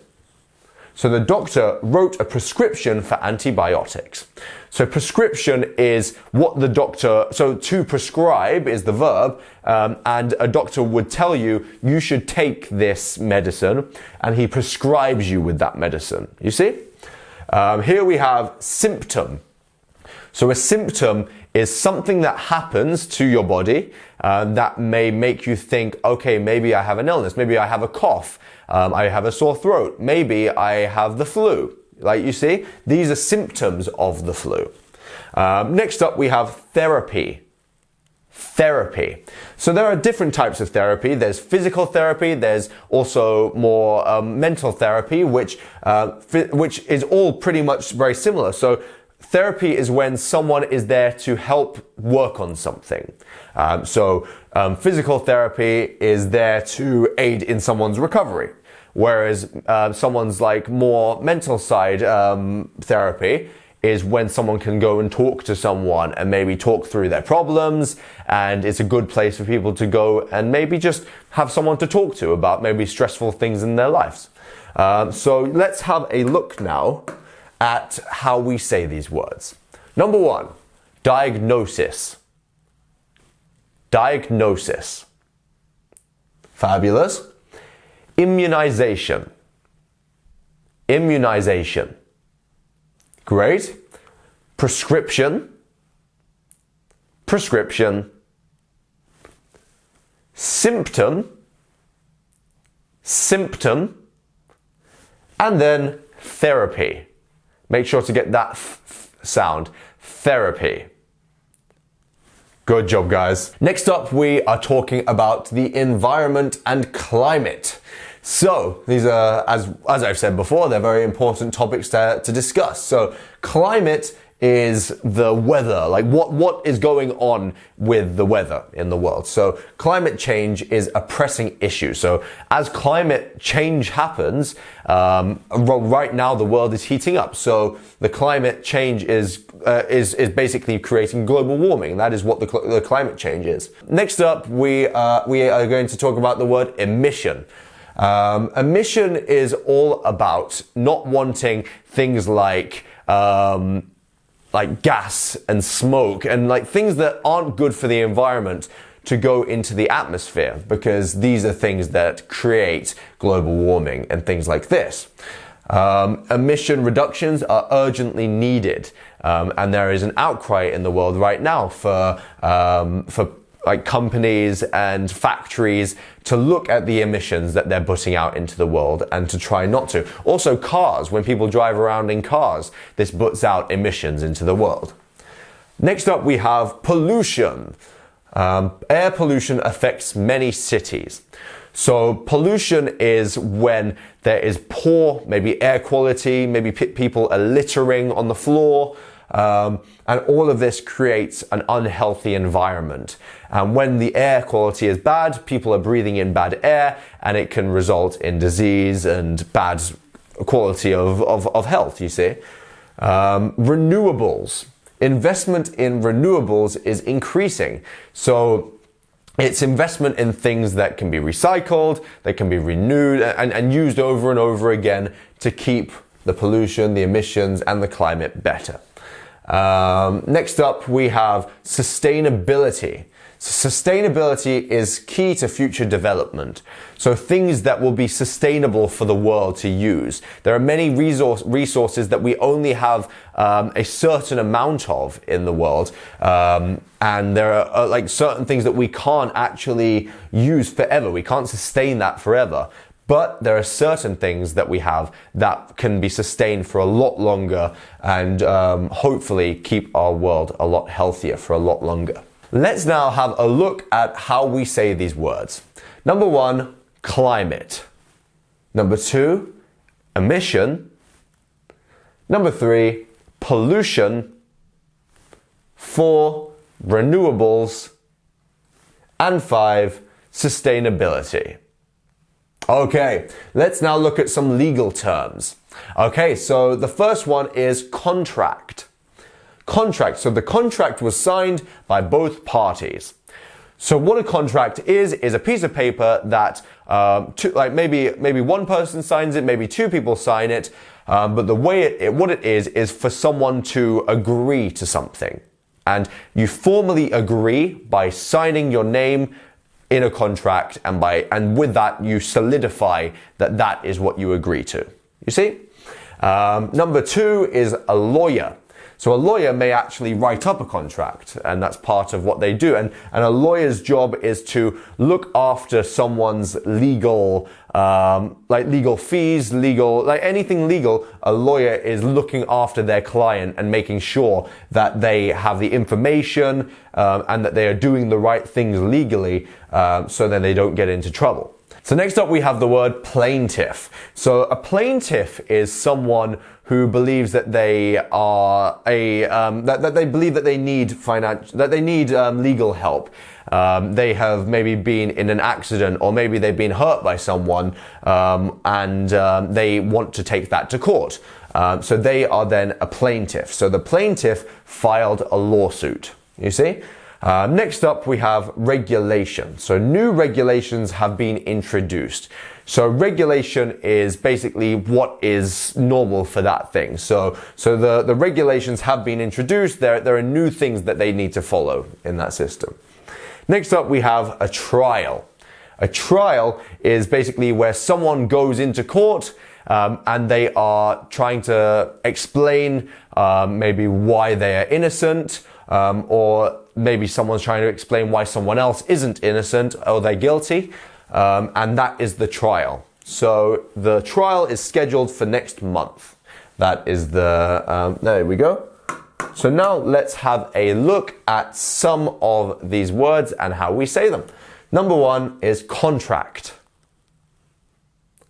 Contract. Number 2, lawyer. Lawyer. Next up, plaintiff. Plaintiff. Number 4, regulation. Regulation. And number 5, trial. Trial. Great. Okay, so now we're going to talk about education and some vocabulary surrounding that. So first up we have academy. So the academy specializes in science and technology. So an academy is a certain type of school that is very specific to certain things and maybe certain subjects that they are actually very, very focused on upholding the standard of. Next up we have curriculum. So the curriculum has been updated. Curriculum means the things that that school need to teach and the standards of the subjects that need to be taught within that course. Next up we have diploma. So a diploma is a level of study and what you get after you've done that study. Next up we have a scholar. So the scholar presents his findings. So a scholar is someone who is doing some kind of research in something, and they're working on some kind of research. Next up we have tuition. So tuition is the thing. So I told you earlier on about the word tutor. So tuition is the thing that the tutor does. They teach someone. They have tuition. You see? So tuition fees have been a topic of debate. So however much it costs for the tutoring to happen. You see? Let's now have a look at some of these words. Number 1, academy. Curriculum. Diploma. Scholar. And tuition. Notice here how it isn't tuition, it's tuition. It's the sh sound. It's almost like you've got the sh in the place here. Tuition. Exactly. Okay, let's move on to 32, which is culture and society. Number 1, we have custom. So tea time is a British custom. So a custom is it's something that is normal to that place and is quite native to that area. So in Britain, we like to drink tea and we like to have tea time. So it's something that we do. It's our custom. Next up, we have ethnicity. So the survey includes a question on ethnicity. So ethnicity shows where someone's from. So maybe if you're filling out a form and it asks about your ethnicity, you'll want to say where you're from and things like that. Next up, heritage. So the building is part of our national heritage. So it means that it's been inherited from the past generations. And that is basically what heritage is. It's your family. And you can also say, as it says here, your national heritage as a country. Next up, we have norm. So shaking hands was a social norm. So something that is normal in society, that people were used to, is shaking hands. And last but not least, we have tradition. The tradition dates back centuries. So it is something that happened on a regular basis. Tradition is something that, because of maybe something that happened in the past, as we said, Guy Fawkes' bonfire night. That is a tradition in England. Because of what happened with Guy Fawkes and all of that, we now have a tradition which happens each year, which is bonfire night. Okay, let's look at some of these words here. So, custom. Custom. Great. Ethnicity. Ethnicity. Fabulous. Heritage. Heritage. All right, keep repeating, guys. Keep repeating. Norm. Norm. Great. And then tradition. Tradition. Fabulous. Just remember, the more you repeat and keep following after me, the better your pronunciation and the more you're going to remember, because once you say it out loud, you're going to get it then slowly and slowly into your muscle memory. And if you don't remember them just by watching this video, that's okay. You can watch again, or you can go up into the top right-hand corner of the video where you have the I, and you can download all of the things that you can see behind me. You can also get it down in the description below if you can't see that up there. And you can just keep practicing. And that is a really good way of practicing, by maybe at least once a week or once every few days, just looking through all of the words and trying to remember what they mean. And you will get it. I promise you will, if you keep on practicing. So now let's have a look at personal development and relationships. So here we have number 1, which is empathy. So empathy is a very important thing for people to have. Empathy is being able to understand how other people feel. So not all the time do we understand exactly how someone else will feel, and that's natural, but trying to have empathy is a very good thing, because it means that we don't get annoyed about everyone else because they don't share the same beliefs as us, or the same kind of ways of doing things, you see? So yeah, empathy is important in understanding others. Next up, friendship. So friendship is when two or more people are friends with each other, they get on, they want to hang out, so they have a good friendship. So their friendship has lasted for years. Next we have growth. So growth means that, personal growth means that someone has improved. They've really worked on themselves. They've grown as a human being. So personal growth is a lifelong journey, which is very true. Next up, we have motivation. So motivation is that drive that goes, yes, I want to go for a run. Oh, I can't wait to work out. This is the motivation. So motivation is key to achieving goals. Next up, we have trust. So trust is the foundation of any relationship. So trust is the ability to believe that someone isn't going to mess you over or try and hurt you. You believe that that person has your best interest at heart. You trust them. You really would never think anything of them that they would try and hurt you. So trust. So let's have a look at how we say these words. So number one is empathy. Empathy. Friendship. Friendship. Growth. Growth. Motivation. Motivation. And trust. Trust. Great. So now let's look at leisure and hobbies.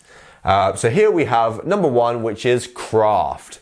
So craft is when you're creating something, you make something. She enjoys craft projects on the weekend, which is a project when you're making something. Maybe you're knitting, maybe you're doing art, and all sorts of things like this. Hobby. A hobby is when you do something for fun. Maybe you do a craft as a hobby. Maybe you paint. Maybe you go for a run as a hobby. Maybe you go to the gym as a hobby. Maybe you do many things, but these are things that people do for fun and they just want to enjoy something. They do it as a hobby. Next up, we have leisure. So leisure is time for yourself to just relax. And sometimes leisure time is actually something that is important, you know, because sometimes the best thing to do is to not do anything if we are overworked. You see what I mean? So leisure here. Novelty is the next one here. So she's always looking for novelty. He's always looking for novelty in his hobbies. So novelty is that kind of something new. It's something that is like going to excite him. So he's looking for novelty in his hobbies. Next up, we have recreation. So the park is a popular recreation area. So it's a good place where people go to play and to have a good time, you know, and to enjoy their time in the park.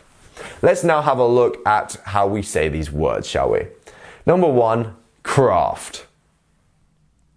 Craft. Number two, hobby. Hobby. 3, leisure. Leisure. 4, novelty. Novelty. And 5, recreation. Recreation. Very good. So next up, we're going to be talking about arts and crafts. So the first word that we have here is abstract. What does abstract mean? So abstract is when something is random. It's quite a random piece. There's no kind of rhyme or reason to why it is how it is. It is just how it is. So here, abstract art makes use of shapes and colors. So randomized shapes all around the art piece there. Next up, we have craftsmanship. So the craftsmanship of something is how it's made. It's the way that it is formed. So the craftsmanship of this piece is remarkable. Next here we have design. So the design is how it is. It's how the thing looks itself. And yeah, the design is just there are many different styles of design. So maybe you will have different types of houses that a builder will design, or a designer will design. Next up, we have sculpture. So there are sculptures that are made maybe of people, of things, and they are there for a reason, to celebrate something, or something like this. So the sculpture was unveiled in the city centre. Great. So now we have texture. So the texture is quite an important part of arts and crafts because everything that we can see has a texture, even paper when you are doing, if you're drawing a stickman. But the texture of something is how it feels. So if you touch something, you can feel the texture of it.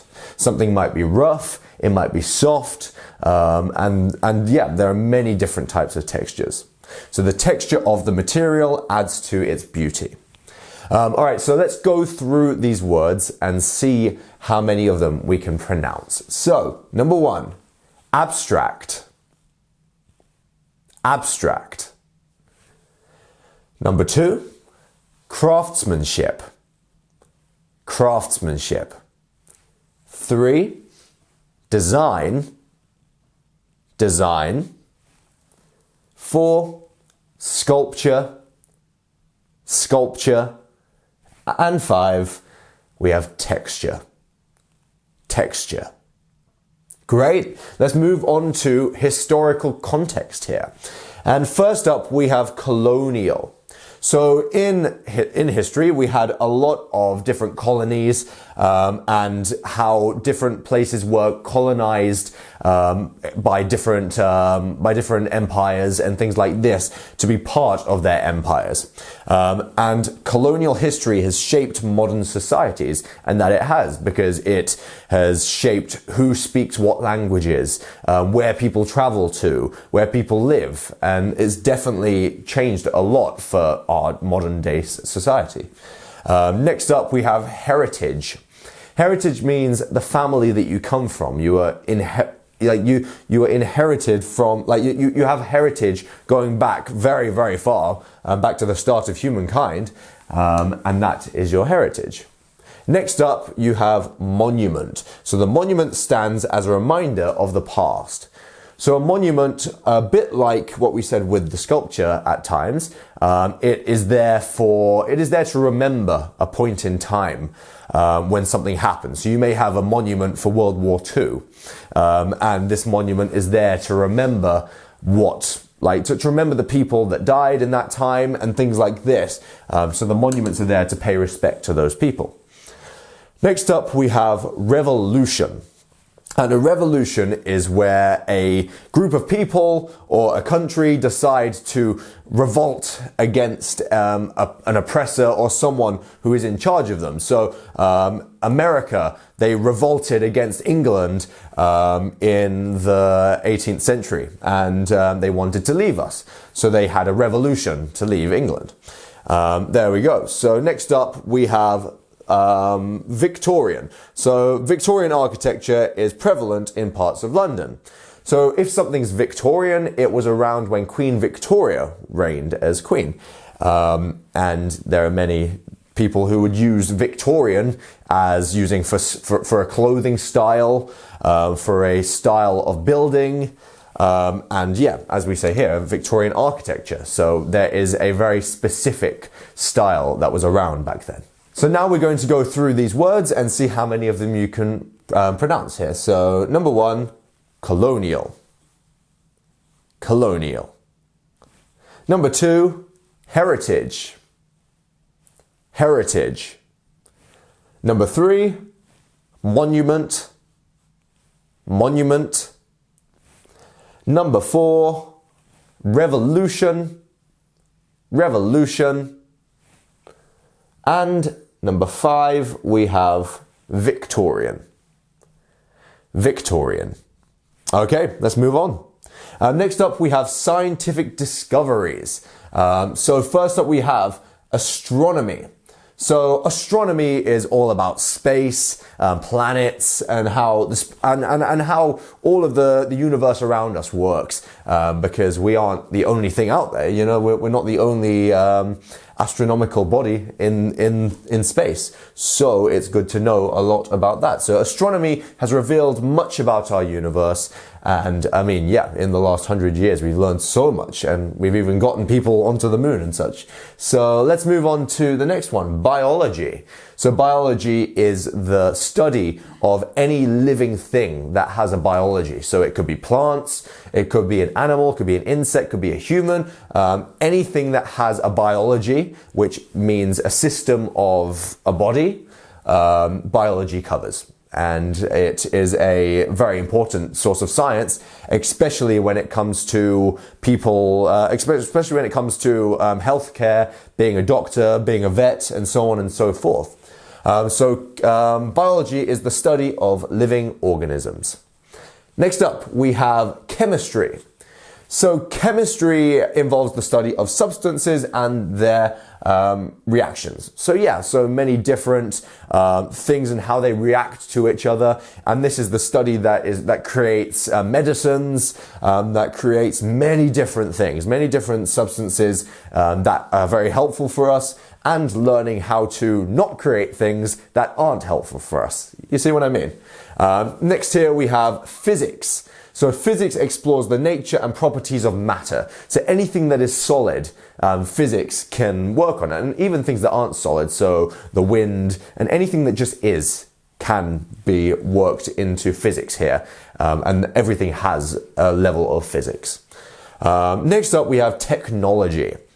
So technology is actually a very important source, a very important science here, and it includes computer sciences. It involves like anything that involves technology. So technical research has been so massive over the last 100 years, and we've come to the days where we actually rely so much on phones and computers, and that is all thanks to the technical science that has come about. So technology continues to advance at a rapid pace, which is true. So let's go through these words now. So number 1, astronomy. Number 2, biology. Number 3, chemistry. And number 4, physics. And number 5, technology. Good job. All right, keep on repeating as I go, and then you'll get them. You'll get them. Next up, we've got environmental awareness. Once again, a very, very popular source of conversation nowadays. So first up, we have conservation. So conservation efforts are vital for endangered species. And what this is all about is making sure that endangered species are not going extinct. And we can find these, and when we can find these species, we can try and make sure that they keep, that they don't stop existing, and that they don't go extinct, because we wouldn't want that. Next up, we have eco-friendly. So when something is eco-friendly, it's very good for the environment. Next up, we have recycling. So to recycle means to not throw something in the trash, but put it in the recycling. And in doing so, those things will be reused, and they will go back into the system. And so you're not using twice the amount of resources. It's just the same stuff over and over again. Next, we have sustainable. So if something is sustainable, it can keep on going for a very long time. And here we have wildlife. Wildlife is pretty much all animals and creatures. And here we have wildlife conservation is essential for biodiversity, which of course is true. Now let's have a look at the pronunciations of these words. Firstly, conservation. Conservation. Number 2, eco-friendly. Eco-friendly. Number 3, recycling. Recycling. Here we have sustainable, sustainable, and wildlife. Wildlife. Great. Let's move on. So here we're going to be talking about literature and writing. So first up we have biography. So a biography is a type of writing, a genre of writing, which is all about when you're writing about someone else's life. So an autobiography is when you're writing about your own life. A biography is when you're writing about someone else's life. Let me just write this in. There we go. So a biography is when you're writing about someone else's life. So the biography provides insight into her life. Next up, fiction.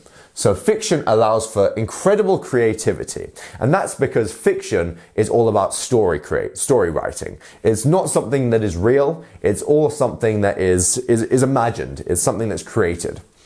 And non-fiction, let me write that one in. Non-fiction is the opposite. It is something that is real. It is pretty much it is very informational. Like, it's information heavy, you know, there's a lot of information in there, and non-fiction work is all about that. So textbooks and things like this are non-fiction. So yeah, next up we have genre. So the meaning of genre is the different types of something. So maybe you have a horror movie, and then maybe you have a action movie. These are two genres. They're two types of movie. There we go. So the mystery genre is incredibly popular. So the type of movie is mystery here. Next up we have narrative. So the narrative structure is complex and engaging. Narrative pretty much means the story. Like the story's structure is engaging here. Next here we have poetry. So poetry can convey deep emotions and ideas. So poetry is a genre of writing that involves a lot of maybe rhyme. It involves very kind of romanticized speech, stuff that sounds very nice. It's nice to listen to poetry. Music could be a form of poetry, and yes, poetry has been very popular for many centuries, and it's a loved form of art. Next, we are going to go through these words and practice the pronunciations. First up, we have biography. Biography. All right, guys, keep on repeating, because the more you do, the better you'll get it.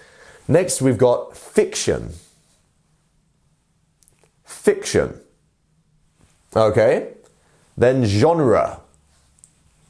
Genre. Narrative. Narrative. And then last but not least, we have poetry. Poetry. Very good, very good. And we can now move on to communication and language. So in communication and language, we start off with dialogue. So dialogue is the words that we say. So here, look, the dialogue in the play was very realistic. So the words that they said in the play was very realistic. It was natural. It was very natural. It was as if they were speaking normally. Next, we have the word expression. So how you express something is what feelings and emotions you put onto that thing. So if I express something very excitedly, or if I express something very like boringly, there's a difference in how you express something. And yes, so art is a form of expression. So it's a way of expressing your emotions and feelings and channeling it into something. Next, we have language. So learning a new language can be challenging. So you're learning English right now, and that is the language that you're learning. Next, we have rhetoric. So rhetoric has been around for many centuries. I mean, it's been around since humans have spoken, even though we didn't know what the name of it was back then.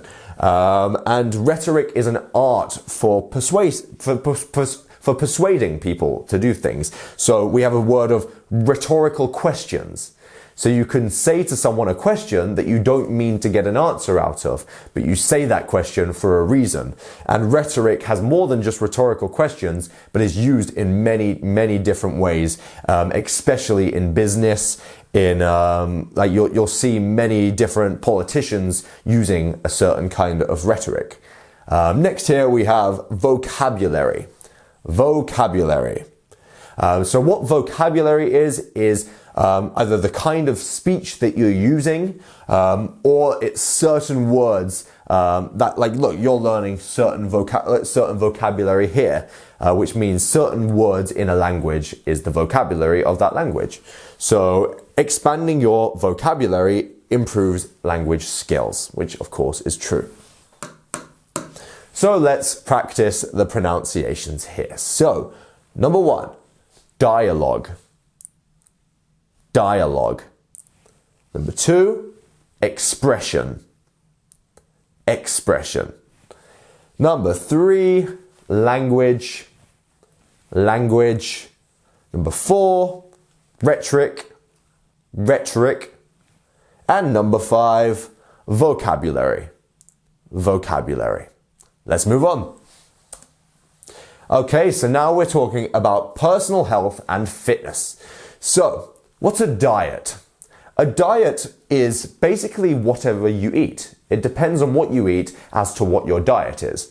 So yeah, a balanced diet is essential for good health. So what this means is eating lots of different things is very healthy for you. Eating too much of the same thing can be unhealthy and detrimental to your health. Next up, we've got exercise. So exercise is the physical work that you do on your health. So maybe you go to the gym to work out. Maybe you go for a run. These are all exercise.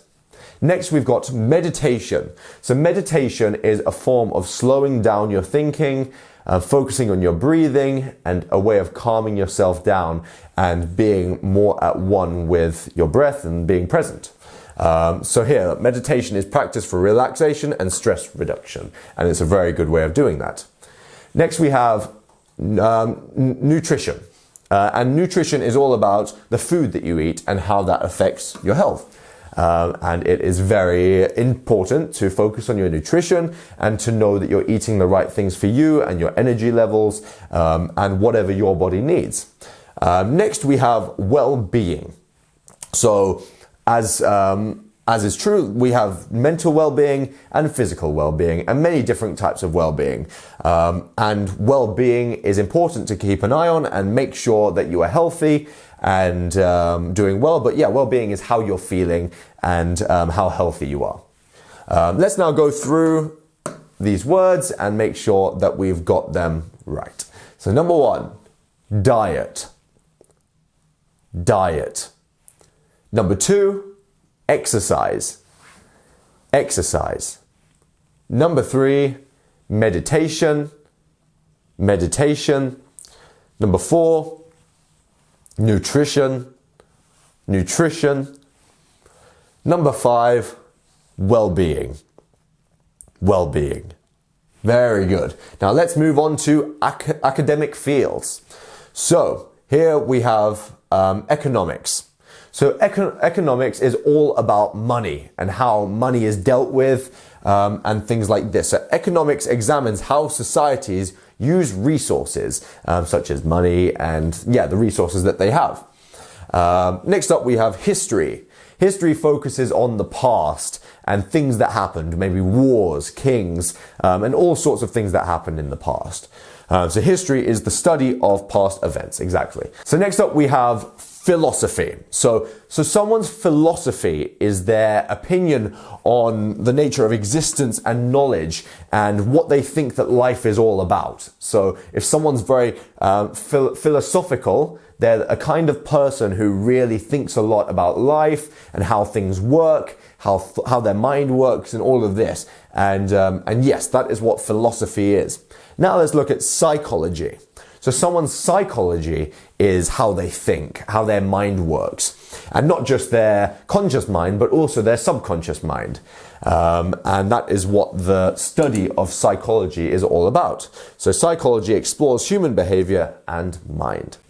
Next up, we have sociology. So sociology is the study of how societies work, how people work in society, so the development, structure and functions of human society, and how that works. Exactly. So now let's go through these words and see how many of them we can pronounce. Number one, economics. Economics. Number two, history. History. 3, philosophy. Philosophy. 4, psychology. Psychology. Next, sociology. Sociology. And then, there we go. That's it for that page. Alright guys, so now we are up to the last slide. You've done so well. I'm so proud, and you should be proud of yourself. So let's take this last few steps in the video, and then we'll be able to give ourselves a massive pat on the back. So yeah, let's keep going. And as I've told you throughout the video, if you look up at the top right-hand corner, you'll find the I, and over there you can get everything that you can see behind me, and you can also get a test over there that you can take and let us know how you do. If you're on a mobile device and you can't see the I up there, you can go down to the description below and click the link and get it over there. So let's carry on for the last few steps of the video. Well done. All right, let's talk about professional and career development. So first up, we have the word career. What is a career? A career is a job that someone intends to do for a very long time. So you wouldn't call a short job a career. You would call a career something that someone intends on spending a lot of time on in their life. So yeah, career planning is an important step for professional growth. It's a professional thing that they want to do. Next, we have leadership. So leadership is the quality of being in charge of someone and how to actually do that properly, how to cheer up a team, how to keep someone going when maybe they're tired or something like this, how to motivate people. These are some very important leadership qualities. Next up, we have networking. So networking is very important in many different jobs and things like this. And networking is all about getting to know other people who are doing that job and other people who are doing jobs that are similar that may help, and then working together to actually create something. And networking is the process of getting to know each other and having conversations about things. Next up, we have skill set. So someone's skill set are the skills that they possess, so the set of skills that they have. Next, we have workplace. So the workplace is the place in which someone works, which makes sense by the word. But yes, maybe someone's job is in a business, so their workplace is the office, you see? And a positive workplace culture enhances productivity, which is obviously true. And let's now look through these words and see how many of them we can pronounce. Once again, we're so close to the end, guys. So number one, career. Career. Number two, leadership. Leadership. Number three, networking. Networking. Number four, skill set. Skill set. Number five, workplace. Workplace. And now let's do number 50 and the last one of the video, and that is exploration and adventure. So the first one that we have here is the word adventure. And an adventure is some kind of journey that someone's going on. And I mean, an adventure could be going into a new career, or it could be going to another country. It could be anything. It's a very subjective word here. So every adventure brings new experiences. Exactly. Next up, we have explore. So to explore something is to find new things. So maybe you've gone to a new country and maybe you're walking around, you're exploring new places, you're exploring a new culture, you're trying to find new things, and that is what exploring is. And it's all part of an adventure. Okay, a journey. So a journey is when you have an endpoint in mind and the journey is the way to that endpoint. And that is a very fun thing to do, isn't it? It's fun to be on the journey and to actually be enjoying the process. And this is what the journey is. Next up, we have travel. So the travel could be similar to a journey, but actually a bit more literal. So travel is from going from one place to another. You are traveling to that place. And last but certainly not least, we have voyage. Voyage. A voyage is pretty much a journey. It's a journey. So his voyage across the seas was a journey of self-discovery. We would usually call a voyage more something in a boat or something like this. But yeah, it's a journey from one place to another. Okay, so guys, now we're going to have a look at the pronunciation of these words the last time in the video. So as much as you can, let's pronounce these words the best that you can. So number one, we have adventure. Adventure. Number two, explore. Explore. Number three, journey. Journey. Number four, travel. Travel. And number five, voyage. Voyage. Okay, so I hope that you've enjoyed this video, guys. It's been a long one, but really, there's a lot of vocabulary in here, and I really hope that it has helped. And as I said before, even if you don't remember even half of the vocabulary in this video, that's okay. You can always watch again. It's always going to be there. And don't even worry about it. Like, just being aware of these words is okay, because over time you will see them in different contexts and you'll be like, oh, that's the word that I saw in the 250 very important words in British English. And it will stick in your mind even more now that you know it. So I'm proud of you. You should be proud of yourself. Give yourself a pat on the back. And I've been James. We've been I Speak Spoke Spoken, and joyfully